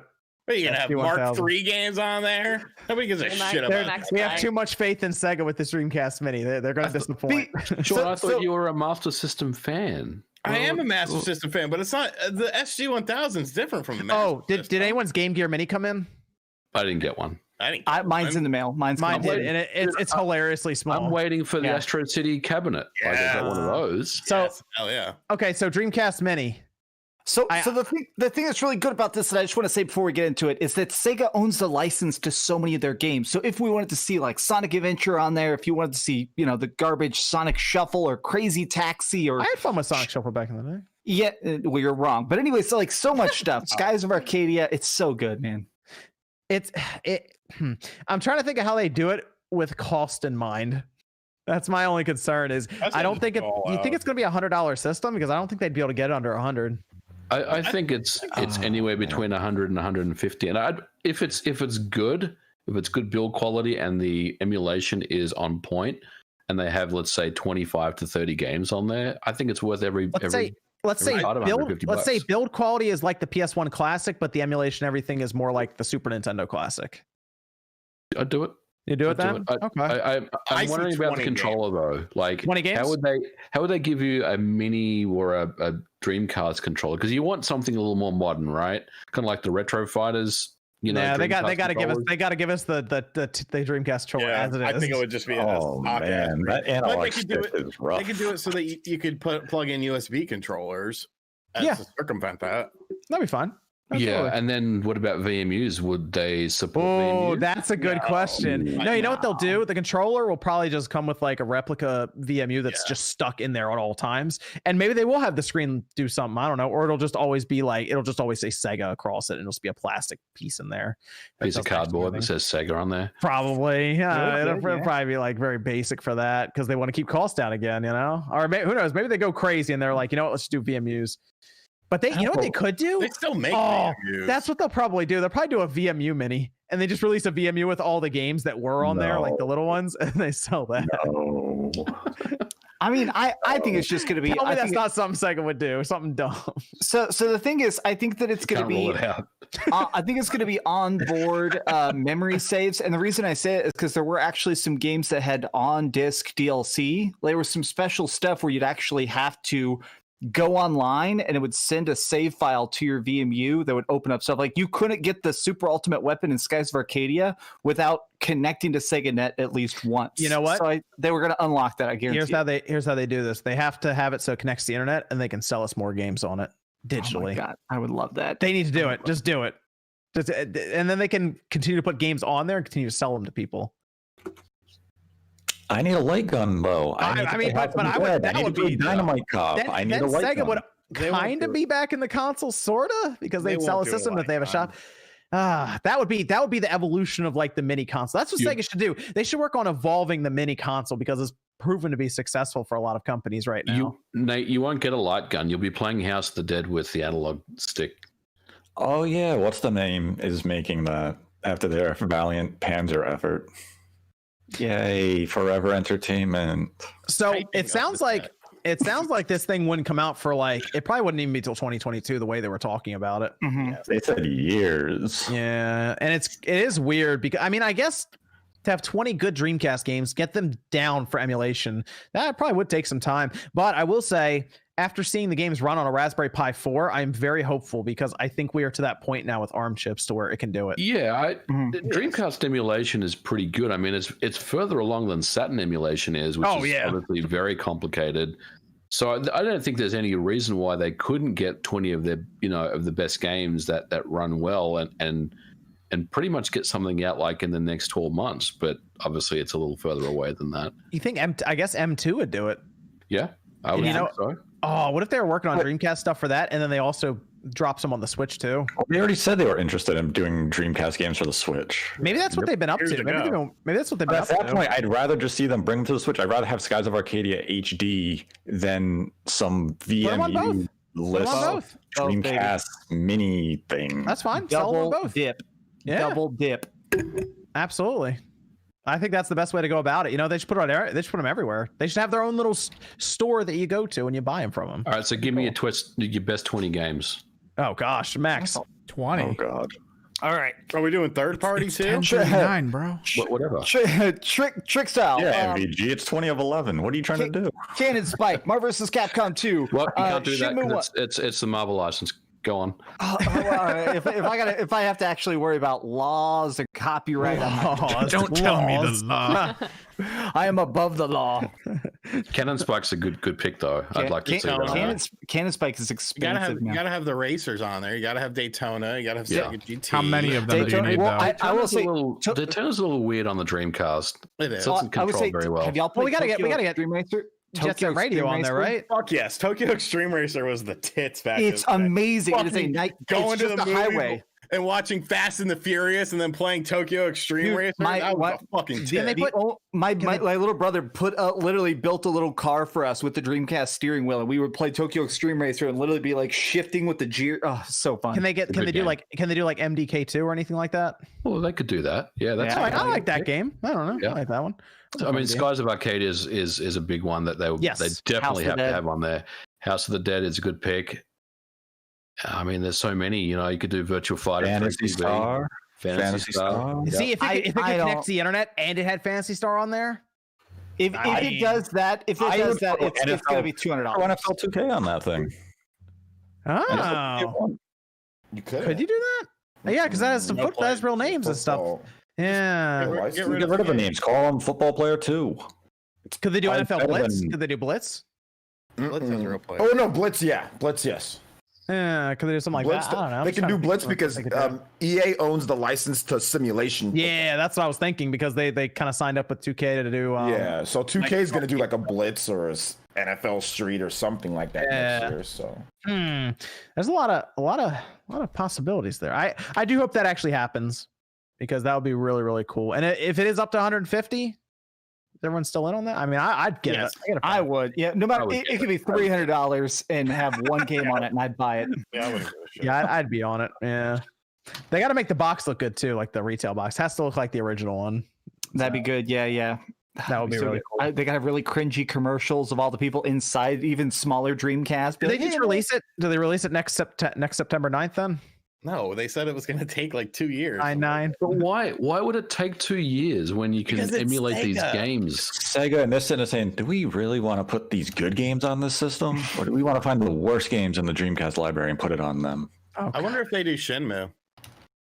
I don't know if they do. I think they gave the total rights. They gave the total rights to what's his name? I think. Yeah, Code Veronica. I'm a big Code Veronica defender. I would love that. They can get some third-party games on there still, though. So Code Veronica. Yeah, Code Veronica needs a remake. It does. Evan, do we have Discord questions over there? 3 left. Yeah. Someone was reminiscing about Roller Coaster Tycoon 3 since it came out on the Switch, and not a lot of people are apparently talking about it. He was wondering if any of us have a favorite simulation tycoon-style game from our past. I like Roller Coaster Tycoon 1, I think. I like Roller Coaster Tycoon 2, yeah. Nostalgic. That was way back in the day. It was like 233 megahertz, like Pentium 2. That was way back when. Nostalgia for me was SimCity 2000. Yeah, I was going to say one of the Civilization games, probably 3, I would say. Do you remember the big boom for The Sims when that first came out? Yeah. Oh, yeah, that was wild stuff back then. Yeah. That was like Animal Crossing is now. I remember in high school. Like, was that 2002 or 2003 when that happened? It was like 2002. Early 2000s, yeah. Yeah, it was very early. I liked SimCity on the Super Nintendo. I used to play that all the time back in the day. I was trash at it, but I played it. Yeah, I just remember when that came out, it was like crazy. You're right. It was like Animal Crossing sort of now back then with The Sims. What do we have another Discord question? Evan? What third-party Wii game would you like to see remade or remastered for the Switch? They suggested Red Steel 2. Zack and Wiki. Red Steel 2 was a good one. Zack and Wiki. Not that point and click. House of Overkill. There's not that point. There's only one. It's the last story. That's the only thing that needs to happen. We need to properly send Sakaguchi and his career up. That one, the last story. Zack and Wiki, Trauma Center. The game that no one played, Sin and Punishment. Sin and Punishment 2. Good, yeah. That's a good. Nobody bought that. They gave it like away for free at Best Buy, and still no one took it. I bought a copy. They give you Sin and Punishment 2 right now. Pull it off the wall, OJ. I got it right here. It's brand new. Look at that. I bought a brand new copy. I already had one, but I wanted a new one. Still, it's good. It's a good game. Excite Bike. Excite Bike. Excite Truck was great. Excite Truck. Excite Bike on the Wii Shop. Was it No More Heroes on the was Wii? good. No More Heroes was, yeah. Excite Bots. No one played that, and it was awesome because. What about Mad World? Mad World's good. What about it? No, I do like that game. Mad World. I think Mad World's good, but it's overrated because it gets boring after a while. Isn't it super short too? It's not really over, but like is it overrated? People just think it's okay. People don't think it's like, oh my gosh. Last story. I don't know. There's a lot of people that seem to think that game is a higher. It's just because it's bloody and it's like Sin City. I think that's the reason. I like the Control too. I'd made a video a million years ago. It was like best Wii games, and I think I put that on there. Klonoa on the Wii. We have another Discord question, Evan. The last one. Yeah. Recently, analysts said that they think that Nintendo should release a new Switch pretty consistently moving forward to keep their market moving. Do you think they're not taking into account the idea that every time a console gets released, usually a company loses money on its sales, let alone that the developers for the games on the system are already complaining about having to design their games for the Switch, and then to have to do it across multiple models would be more annoying? Probably. I mean, I wouldn't be releasing like some of these analysts want them to release a system every year or something like a cell phone. That's like they view it as that. Do all that. They think you can just put a Switch out every year and it's going to keep sales high. And no, eventually you're going to hit a wall where people are going to say, I just invested $300. I'm not investing another $300 this year. And they say, well, people do it with a phone. Yeah, but the cost is subsidized. I get contracts. There's all these other things to lower the cost barrier. It's not, you're not walking in and saying, here's $1,500 for this phone, then coming in next year and also, dropping you can also message people on your phone. Yeah, you can't do that on the Switch yet. But another problem is that confirmed.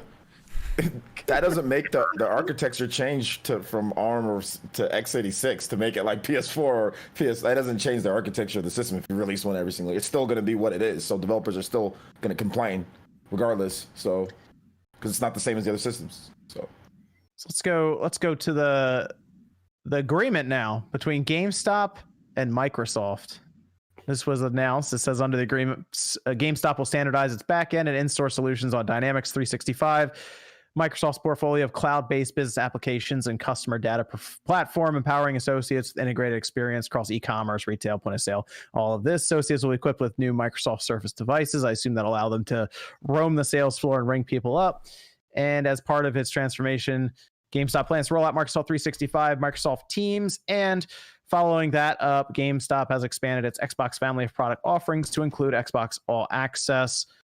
What's everyone think about this agreement for GameStop and Microsoft? Well, seemingly allowing them to upgrade from Windows XP, I assume now. So they also fired a bunch of people too. Why is everyone laughing?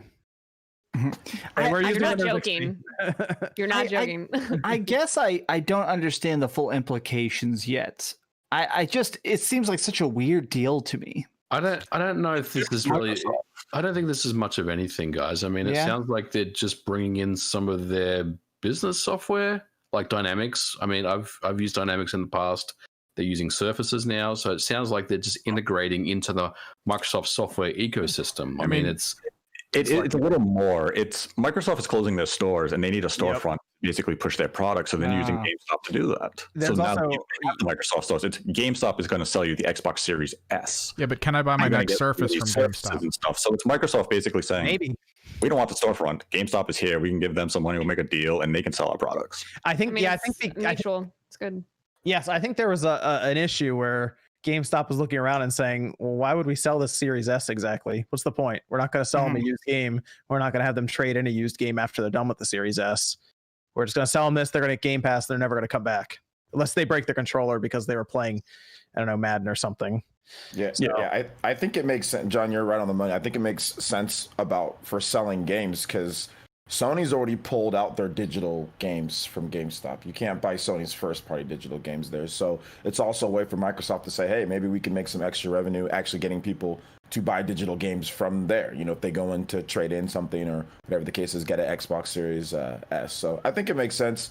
Their stock did kind of go up quite a bit after the announcement. So it surged, big time. So that's a positive for GameStop. They definitely need every bit of good news they can get, you know?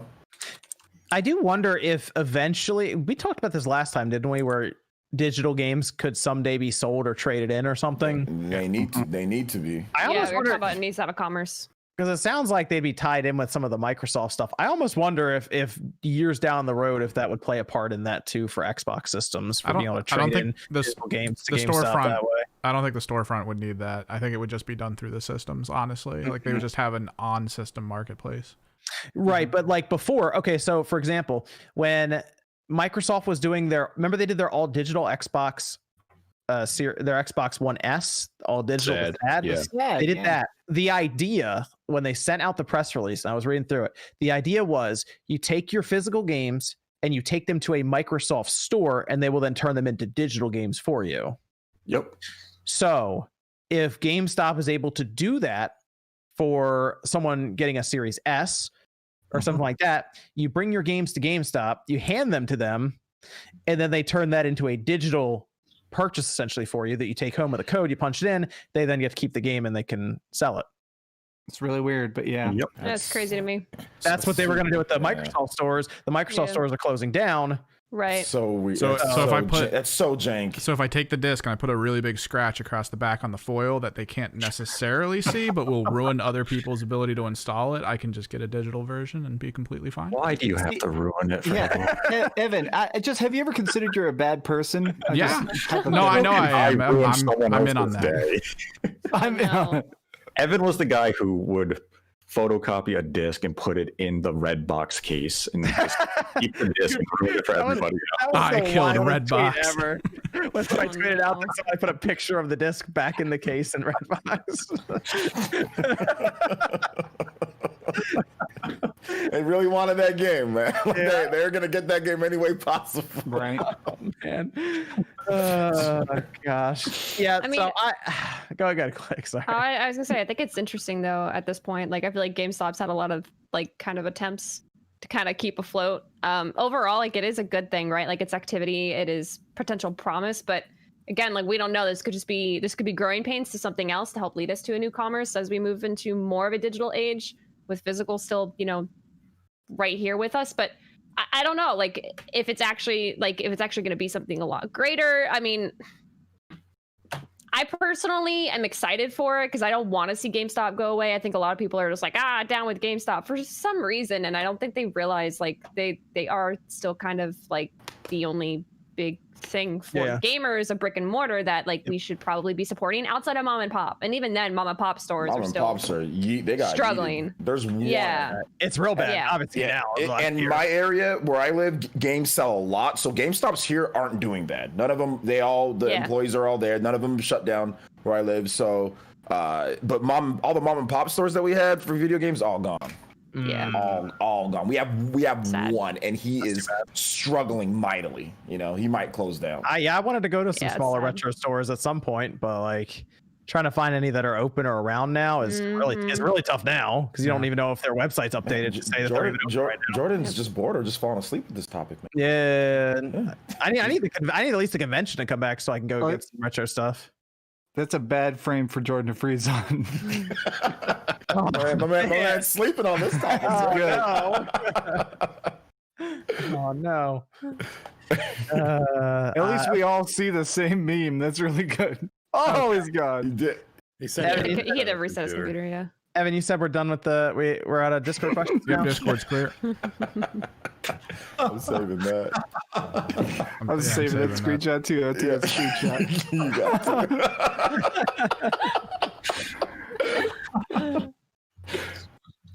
Then we have Starscream says, I got three red rings playing Crackdown. Lost my account due to Microsoft Net Passport design failure. Xbox never going to get another dime from me. The Savage Minion says, will one of you please make a video about sideloading xCloud on the new Chromecast and testing performance ease of sideloading? Love all your content. My Chromecast does have a lot of heat sinks on it, so it's ready for that. Heido Rich says, I'm just ready to try out the new PS5 controller. You guys and Gal are great. Sackboy says, my PS4 runs too loud. Sony haven't allowed anyone to get a PS5. I'm tired of open world games. I'm leaving PlayStation. PC is the way to go. Wait, tired of open world games? What? Because I don't know. Tired of open world games. There is burnout. There is burnout. Yeah, there is. Variety. Well, especially what I've heard a lot of people like people having the problem of, especially in this holiday season where a bunch come out back to back. Like, imagine if you played Watch Dogs Legion and immediately went to Assassin's Creed. I think it's that Ubisoft fatigue for me, where it's like it's always that thing where you get through the first tutorial part, and then it's like big map, icons everywhere, and it's like, oh yeah, this towers. is a Ubisoft game, isn't it? Yeah, that's right. Where are the towers? Yeah, I ran right into it when I played Assassin's Creed Odyssey. It's cool, and then it's just open world. It's just running around. You're just doing the same. It's just the open world fatigue kind of sets in with some of the stuff. Although some games mix it up, like Ghost mix it up a little bit. So. Yeah, Ghost did a really good job with that. If you have different incentives, I think that's cool. Like you have to develop new techniques and new kind of things that want you to like aspire to find those things. But I think it's cool to like figure out the differences between games. Towers. 2 towers. What if the towers go to another tower? What if the towers move? The tower grows off the tower. Yeah. Yeah. What if the towers move like in Horizon Zero Dawn? That'd be great. Yeah, they have feet. Well, at least that's good. I like that. Edgar says, Sean, I want to hear you sing Danzig's Mother or Motorhead's The Game, please. Keep us sing Mother, please. I sang earlier though. Mother. Not to walk my way. Copyright. Nope. We're gonna get pulled down now. Yeah. Demolition Man says, what do you guys think the chances are Pikmin 1 and 2 drops on eShop when Pikmin 3 drops? Nope. Zero. Manata Mario says, so apparently Nintendo did not really deny Joy-Con drift. Is that true? Here's the thing. People said that they denied it, but they said that it's not an inconvenience. So they didn't deny that it's a thing. They said it's just not an inconvenience. Right. They didn't deny that it was happening. Yeah. They said it's not an inconvenience. So what he's talking about, because he came on my stream talking about the same thing, was that people making titles saying Nintendo's denying it completely. You know, so basically it's just. But I mean, you're kind of in denial if you're saying it's not an inconvenience because it's like, no, they're saying that they're trying to say that it denied that it was ever even a thing, that there isn't it at all. You know what I'm saying? Like there's a little bit of a difference between. I get it. It's like if I stab Sean and I'd say, well, you know, I didn't kill him, so did I really inconvenience him that much by stabbing him? I mean, probably not. Though. It's that lawyer speak wording. Yeah, exactly. You guys stab me? Question mark. Title. I don't know if people realize. I mean, we already talked about this though. Didn't was it MVG that brought it up? Yeah, like you're not just gonna admit to fault and be like, you don't admit fault. If you get into a car wreck, you never say, "Oh, I'm sorry, that's my fault." You never do that. You just put a question mark on the end of everything you say in that situation. Did I cause this car accident? It is an inconvenience, though. It is, but of course they're not going to go to court and say it. Chat's got it right. You just aggressively poked him? Question mark. It is an inconvenience. Right? It is. Maybe Link loves walking to the right. Did you ask Link how he feels? It doesn't seem like he's inconvenienced. Kevin says, "What phone do you guys use?" Cheers from Chicago. BlackBerry. What? OnePlus. I don't know what that's. OnePlus 7 or something. A Samsung Galaxy S5. I think mine's an you're ghetto. Oh, I use an absolute garbage phone. I don't even know if I have a name for it. I have Who did you chuck that at? Oh, I know. Well, so this is those Walmart prepaid phones. You pay like $40 for the phone and then $40 a month. I don't know why, but I've always used those. It's terrible. It's like the phones that like the dude from like America's Most Wanted be like advertising. Yeah, a burner. Dude, I can't even use most apps. If Diablo Immortal comes out, I'll have to buy a phone. This barely runs Instagram. I'm currently switching off between the OnePlus 7 and then the Note 20 because Microsoft sent the Note 20 for me to stream with. You send me one of those phones. I'll use it. What? Why does everyone keep my S5? What did it ever do? Wait, what did you just say? You have an What S5? can it do? Yeah, it's just old, bro. I got an S5. What can it I got an do, S5 too. He holds it against kindling to light it on fire. S5. Wow. What system is that still on? I got the iPhone with too many camera lenses. Wow, the S5 is like. I use it for I my had an S3 until it stopped taking a charge. I don't update my phone until it's completely dead. I use the LG kind of the same, chocolate. Remember those back in the day? You got a chocolate? I had a chocolate back in the day. Yeah, those were. I didn't have the juke though. I had Yeah. friends who had the juke, that like really skinny one that like flipped out, but it always got broke. Yeah. I had That that. one Was always that the broke. Envy where it flipped open and had the keyboard? Oh yeah. Oh, sidekick? You had a sidekick or what? No, it was no, it was the sidekick. Ryzen Envy. Yeah, no, the Flipped open. sidekick originated that, then they started using it. In Yeah, other phones. yeah. Everybody thought they You were got so that cool Google with the one. sidekick. What's Like in Don't high get me school, they'd be started on like, the popularity of having a Razor back then. Yeah. Motorola Razor Razor. sidekick, yeah. And then we have Minato Mario saying it's funny how people on Twitter to this day still bash Pokemon Sword and Shield graphics by comparing it to Genshin Impact. Oh That god. was such a stupid tweet. Minato Mario, please. How is that? No, that was a V-Sips tweet. Please, Minato, please. $1 billion franchise tweet that somebody V-Sips did it, but someone else did it first, and they had a bunch of tweets and retweets, and then they deleted it because people were like, "Way to cherry pick screenshots, you jerk!" And then they deleted the tweet, and other people started picking it up. Okay. Alcatraz says, thoughts on CD Projekt Red overtime. Is it a problem or is it just journalist clickbait? It's an extra 6 days when it's been in development for 7 years. It's a total problem. Let's move on. Problem. That's a No, we could dissect that. I mean, we have an actual game developer. We have a real game developer on the panel, and it's a problem. So that means more than my opinion would ever mean. It's a problem. It's a problem. Yeah. I think that'd be a very long conversation to see CD Projekt Red. Oh, wait, we talked about that. Was that a week ago? Last week or the week before? I remember we talked about it. Geo okay, said, I love when the entire team streams together. We need to do Among Us. Or Let's try and do Among Us soon. Like chat, watch our Twitters, make sure to follow us. We'll talk about it to make sure everyone's ready for it. Monado Mario says Anthem being only $1. That's supposed to be Anthem. Anthem only being $1. And me remember an Obi-Wan used to say Anthem is the best game ever made. If true, then that statement didn't age well.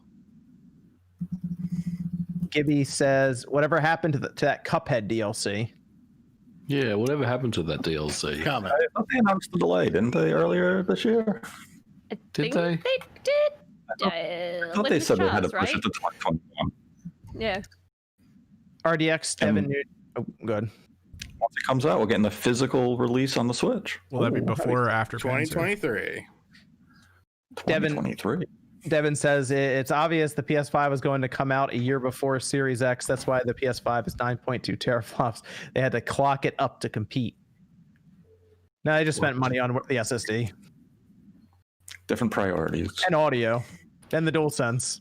There's a lot of places the money went outside of just the chip itself. Christopher says, hey guys, fun hypothetical. If Microsoft bought Sega/Atlas and market the console in Japan as the Sega Series X, smash success, by the way. Maybe. How much weight does Sega still really carry in Japan like that? Like to sell a system, you think, like that? More than Microsoft. Yeah. But that's not really saying. I mean, Microsoft had the most popular Blu-ray player I've ever seen, right, in Japan. I mean, Sega is still pretty dang powerful, but yeah, console powerful is a very different beast. I don't think it'll ever happen. Sega is probably the most profitable they've been in 20 years. It's weird to think about them being acquired now. I mean, I have Jordan saying Dreamcast Mini with online, so Sega Channel 2.0. I didn't say nothing. Review Tech USA, Battle of the Beards. Thanks, Rich. Kid. Oh. Then we had Shinru says, what other games should Capcom bring to the Switch? Street Fighter 4 through 5, Resident Evil 2-3 remake. Now the RE engine works for the Switch. Thoughts? Code Veronica. Code Veronica. And only Code Veronica. You wonder. It makes you wonder about that RE4 remake. That's supposedly in development right now. I mean, that's like 2023. There's a lot of games Capcom could bring. But I mean, by then 2023, we'll probably be talking about the next Switch then. Switch more. I mean, at that point, might be able to make Switch that. Deluxe, Switch Plus, Maximo. Switch Grande. Oh, Maximo was good. Maximo's a good game. Good. Good game. I love Maximo. Zaire Miller says, who else excited for what? Sean, what do you have to say about Maximo? Speak up, boy. It's not that good. Like, it's okay. Get the hell out of here. Slander. Maximo disrespect. /ban RGT. Go back to your... What the hell were you playing this week? Super If it makes Mario anyone feel any better, I've never played Still, Maximo. Mario 35. Sean, get Mafia. Get Mafia. Come on, man. Yeah. Yeah, it's It's good. $32 at Like Walmart. $40. That's a lot. 33 bucks at Walmart. But I just bought a bunch of VHS. But it's 33 bucks at What kind Walmart. of excuse is that? Well, you just bought VHS tapes. What'd you get? Anything good? Yeah, I bought a bunch of wrestling VHS. Oh, yeah. you have a VCR, right? No. Okay. I just wanted to check. My grandma has an extra one if I need it. Oh, okay. But it's just like buying a game physically and buying it digitally. I can watch everything on the network. If the edits upset me, then I could pop in the VHS tape. The edits upset me. Back to the Future is ruined. I'm picturing like Fry from Futurama, where he's sitting in his apartment, and they went back and found him, and he was just sitting there in like an empty apartment in his underwear, just watching VHS tapes. Yeah, That's what I'm picturing. Okay, in this scenario here with you and your VHS tape. Okay. Zaire Miller says, who else excited for Age of Calamity? Also, what kind of twisted or plot lines would you like to see? All of them. Everything. I want how sad the ending of Toy Story 4 was. I want that in every scene. I want every character to slowly die. Yeah. The blights actually aren't what kill the champions. The baby guardian makes its rounds and kills each one individually. Oh, Rips it's their the heart baby out. guardian. It's always the baby garden. Torna is really sad, so I want it to be just as sad, if not more. But Torna's like extremely sad. The ending's horrible. So Lopez says, since Microsoft has been buddies with Nintendo, which Nintendo IPs would Microsoft make a solid game out of? I'm thinking Star Fox and Pilot Wings. Microsoft's been buddies with Nintendo, which Microsoft Devil World probably. If they had to use one of Nintendo's IPs and make a game, Red Steel 3. That's not a Nintendo. Are they making Devil games World. still? Oh, could you imagine Pilot Wings with flight simulator graphics? Dude, I would love that. I would love if they But brought why? Pilot Wings back. Because Yeah, Pilot I Wings know. is freaking awesome. No, nothing wrong with That's why. Pilot Wings, but why take Pilot Wings and make it look like? Because we can. Arm is Infinite how power. It looks Oh, cartoony, I think. interesting. Did you just say flight simulator looks cartoony? No, Pilot Wings. Look cool. I want to put on my wingsuit. oh gosh. And then let's go around and we'll do outros now as I finish up with some of the Streamlabs and super chats. Let's go over to Sean. Since you're just saying, where can they find you, Sean? Find me on RGT85 or Tables, Ladders, and Sean whenever I decide to upload. I uploaded a couple things this week. I was gonna do one for the draft last night, but seeing Mitch Bennett come back was enough. That's just the for me. worst, wasn't it? Lars Sullivan, yeah. Mitch Bennett is a porn name. Yeah. Yeah,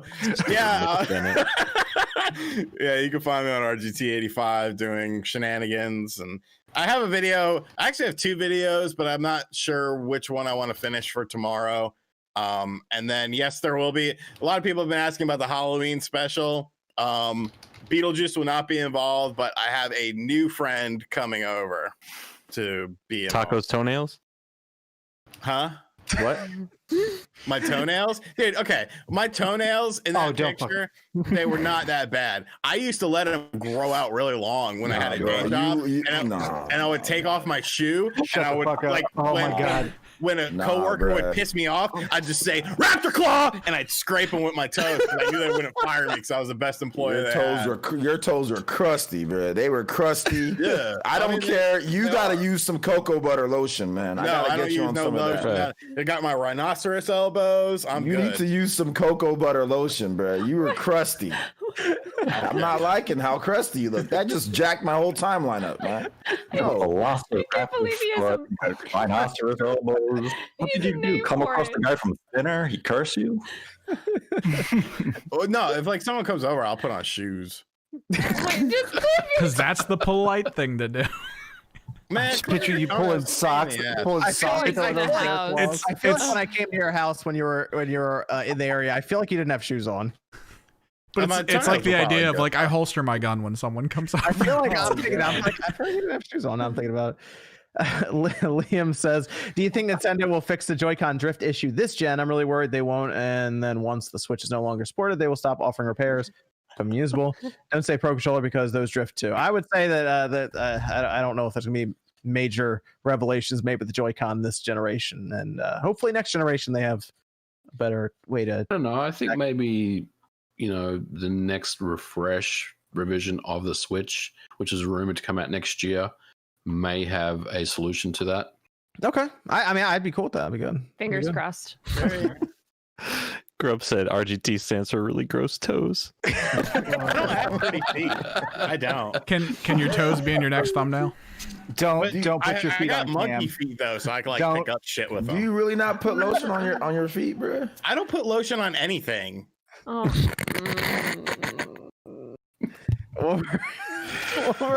I'm actually physically upset right now. Man, I don't care. What do you mean? No, like you got your skin, Sean. OJ's about to send you like some lotion or something. I'm about to go there and do it myself if you don't stop. Oh god. Oh man. As content, I don't want to exist. I don't care, man. This man cannot be this. No, that is ridiculous. Just picture you streaming it and being like, "All right, boys." Hold on. I'm gonna say something really quick. Okay, chat's bothering me a little bit. Who puts lotion on their feet? Okay, dudes, if you want to like possibly somewhat be presentable to just the general public, not even to the opposite gender, same gender, whatever you're identifying as. Thank you, Click. Put lotion on your feet, on your elbows, on your face and neck at the very least. And you know what? Wash your face, wash your butt, and you will be good to go. That is the very they're more worried about how many platinum trophies they can collect. Don't forget the and how many video games they can play instead of putting lotion on their body. Do it, okay? I know that's like an extra 10 minutes and you might not get to play video games, but believe me, you will be better off as a human being. Who said that? Who said who puts lotion on their feet? Who said that? Chat! Chat's literally going at it. Who said that? Yo, crusty! All of you! I've never put lotion on my feet, but I've got a lot of platinum trophies, all right? A lot of platinum trophies. How are you guys not putting lotion on your feet? Y'all walking around with like Bowser's feet at home. Yeah, I do, man. Nobody you guys take the soap and like lather up your feet in the shower. Yes, I do. You do everything. I'm trying to help you. You let the soap drip down your legs and then that's everything good. Comment in the chat. How do I get a girl? Maybe if you scrub your feet, all that stuff going down is all the dirt just going down to your feet. And then as a matter of fact, I do scrub my feet, Sean. Wait, I thought Sean took baths. I mean, if you're also like raptor clawing people, you probably have blood he on likes you to too, stew right? in himself. You don't rub your feet? Okay. Bro, you probably have a couple cases of gangrene down there at this point. Good. I'm looking. You still have all 10 toes and one fall off? He's checking. I mean, you gotta contact the Lamisil monster. I do get athlete's foot though, 'cause I don't wear I socks. was about to say they named that after you. You don't wear socks? I'll wear Sean. socks like maybe in the winter if it's like super cold out and I'm going to like. Bro, you're barefooting it in them shoes? Let's be clear, Fine. RGT. Right now, you have no allies. I was on your team until right there. So you go over to I know you never leave, but let's say you did go over to someone's house, right? And they're like, okay, shoes off. You just walk in the house barefoot. Fine. You can hear it. You can hear his raptor claws clicking on the floor. Like a dog walking. You hear him approaching. Sean's always walking on tile. That's the sound it He makes. does that thing in Jurassic Park to let you know he's here. He just taps on the. They're gonna. When he eventually dies in that house, there's gonna be scratch marks from his toenails all day. Well, you can follow where he's been. Yeah, around his computer. Okay, he's already dead, guys. He's already dead. Wolfrail made a comment that would have made a lot more sense 2 hours ago. He says, "Hey guys, keep up the great work. I consider this to be the best gaming podcast on YouTube." Welcome to the Toecast. I think they deserve a refund. Also, what is your wanted pie in the sky and realistic wanted characters for Smash Bros. Ultimate? Sean's fun. toe. I guess Sora is like what everyone's gonna really say. Sora. Crash Or Bandicoot. Master Chief. Let's go Master Chief. Ryu Hazuki. I do like the idea of Ryu Hazuki being in there. He's such a martial arts master. And Wolfrail says, "Oh, and I forgot to include this in my last message, but my pie in the sky wanted character is Ratchet and Clank, and my realistic expectations character is a Dovahkiin." Dovahkiin, yeah, from Skyrim. Then we have is this hold on, this is Pico? Miss Quick? Pico. Pico, that's what I thought was Pico. I want to read it right. Pico says, "Keep up the good work, guys. Australians are the best imposters in Among Us would." Pico and now MVG. Pico's gotten me several times. It's true. Never played the game. So we're gonna have to play it because Pico donated $100 to say that MVG is the best player at Among Us right now, and he's never played it. So yeah, It's $5. Live up to that. It's $5. This is where we find out he's been playing it since day one, making him the ultimate free. imposter. He actually made the game. Yeah, the developer. Look at the credits again. No, I'm kidding. I haven't even said MVG, not even your real name. Just If we do Among Us, we'll all have to stream it all at the same time. Yeah. On the channels too. I guess I'll play this game. It's really fun. It's legitimately super fun. Here's what we have to do. If you're watching right now on the stream and you want us to play Among Us, go ahead and hit the like button. And if we get to I don't know, we'll get to 2,000 likes, we'll do that.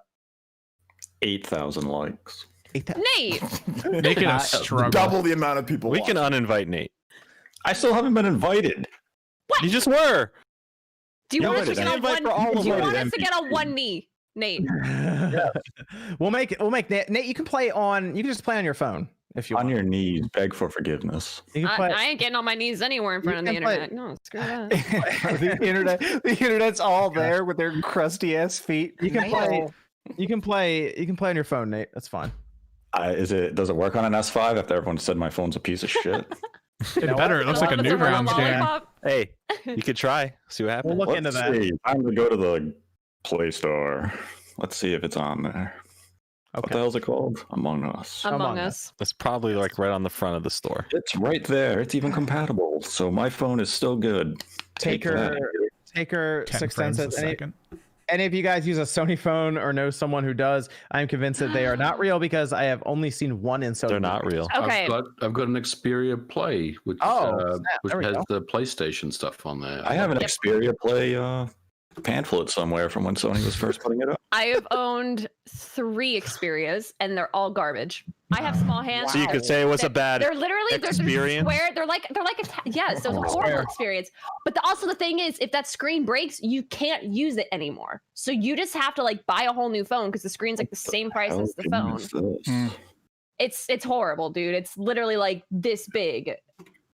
Nice. Then no. Taker 610 then says, what could Microsoft do with Banjo-Kazooie franchise going forward? Could they make a brand new 3D platformer, or is that kind of a dead game or dead genre? Any of you guys get the Rare Replay on Xbox One, and is it worth picking up? It is worth picking up. Rare Replay is very good. On Game Pass, if you just get it there. But I would like to see them at least attempt a new Banjo-Kazooie. I think it would be a good thing to put on Game Pass too. It'd bring people in for it. So I think it's worth doing. You don't think so, Nate? You don't think they should do Banjo-Kazooie? I'm trying to figure out what the hell this Among Us thing is doing to my phone. That is fine. And then, phone's gonna explode. Don't give in, Nathaniel. And then expert Super Mario Bros. 35 player Shamsa comes in with the big 100. See Shamsa keep posting wins on Twitter constantly for Mario 35. But you know what's funny? Funny? I don't see someone yelling at her for not getting all the KOs. But just saying. I said you just got to get the win, right? She's got to win. Thank you. Look, the thing, Shamsa pays my rent. She as long as she wins, she's a queen. You just got to win. That's all. It doesn't matter how you get there, right? You got to get there. Wrong. You just got to get there. I'll fucking knock the controller out of your hand. I don't care. You're that guy. Unplug the controller. Yeah, unplug the controller. Yeah. Because that's how I was raised. That's how my uncle, my dad, whenever we would play video games together, they would cheat and they would do all sorts of bullshit and they would not tell me everything. So yes, that's why I've developed the way I play. Dr. Claw says, I've been using Amazon for my games for the longest time, but after they stopped offering launch day delivery, I found myself going back to GameStop for my pre-orders. I hope they survive. Jason says, GameStop was also invested in by the guy who created Chewy.com, wants to rival Amazon. He said infrastructure had to be updated. Then Microsoft deal happened. That's actually a good point. That was technically the timeline of events. So I don't know. Maybe this investment by the person who created Chewy.com is starting to push the correct direction. Super chat that came in is not correct. That is false. That is fake info. Okay, I was in that most recent one. That's not an excuse. But some people don't need lotion because of humidity. I've been to freaking Africa. Okay? Anywhere. I live in Florida, my guy. Yeah. No, that's not true. All right, prove it. Prove it wrong, Miss Click. Show us them feats. Oh yeah. This is a long paywall. That's a paywall. That's a paywall. Yo, all the likes just went up. That's crazy. Better be a paywall. Gizmo says, do you guys think COVID revived E3 2021? Sure. No. Jordan says GameStop will end up like the eBay store in 40-Year-Old Virgin. One store clerk, product inside, can't buy anything in person. Tijo says, what are your thoughts on smaller Japanese devs skipping PlayStation now? Sickening. I don't think Sony cares. I think Sony is very focused on the West now. So Sony has God of War 2 coming. They're fine. Charlie says, Sean, please sing Can You Feel the Sunshine? Oh, God. Can you feel the sunshine? Does it brighten up your day? That's all you get. Okay. Volume says, Drift isn't only an inconvenience, it's an inconvenience. Level Up says, Jordan's midstream dumps. Am I right? Jordan, what are you doing? I literally went to go get food. Like that's literally when I leave, I go get food to have ready for when we're after the podcast. That's literally it. I'll take next podcast when I do, I'll take you on a tour. I'll live stream it at the same time. From the phone. I don't want us to get banned on YouTube, so you won't because I crap before the podcast starts. Strategic. Strategic shitting. Okay. Charlie says, OJ, tell Spawncast about your Buck Bumble YouTube meme. No. You did the Buck Bumble dance on the channel, right? And then you also played Buck Bumble on your Buck Bundle. That's the sequel that never came out. No. It's an OJ exclusive channel stuff, so you guys can subscribe to my channel if you want that. It's exclusive. Go check out the live stream.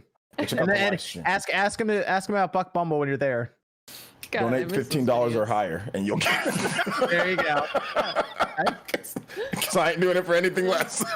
Axel says, "Hi, can someone of you ask beat 'em ups to play actual beat 'em ups?" No, we'll bring it up. Should get on plays that. what he wants. One play what he wants. I've done it before though. Mystery says, "Hey guys, you remember when we used to do spawn raids?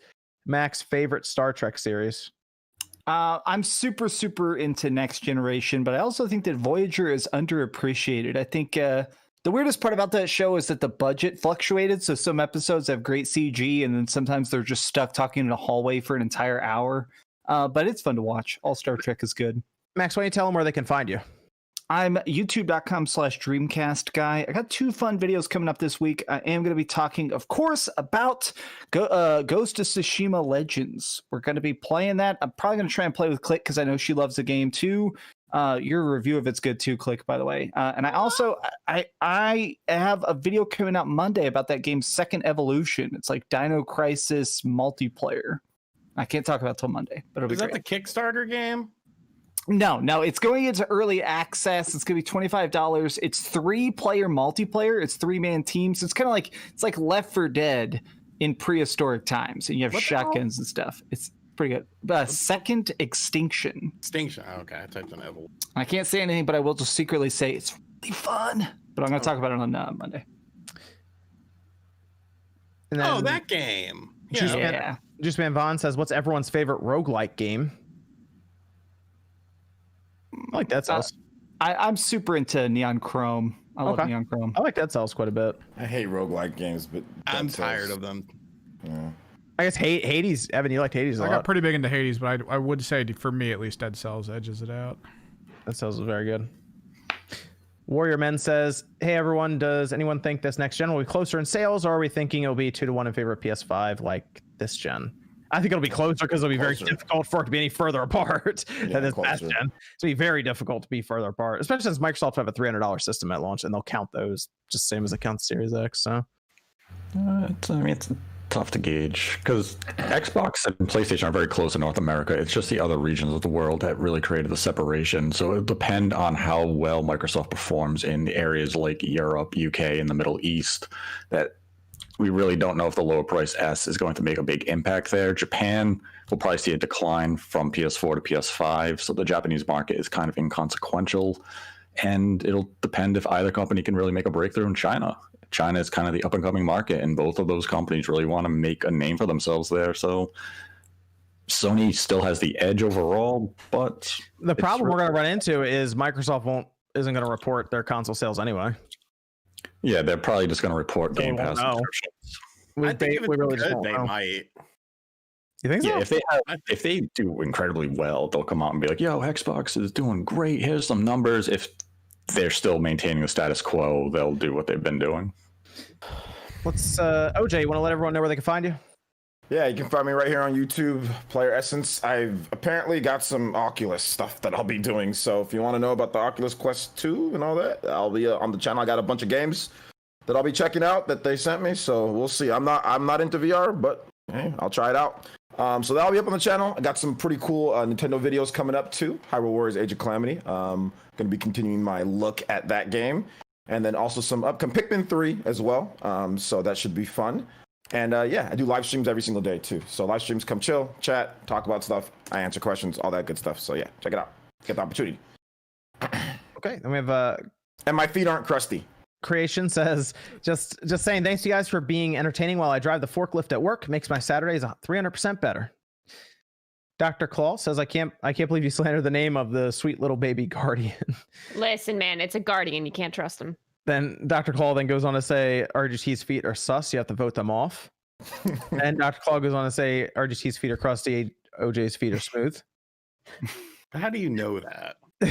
Nintendo Power says, bring new meaning to the word podcast. Jeffrey Grubb says, dear mother, the console war feels like it will never end, and I've contracted gamer toe. Please don't send lotion. I will not use them. Love, RGT. I won't use it. I don't even own any lotion in my house. Like, Warrior Man says, I think everyone in chat should gift some lotion and some Hanes for RGT85. Actually, I have lots of underwear. I need some new t-shirts. I think you meant socks. Socks. Fuck socks. Let's go over to Miss Click. Where can everyone find you?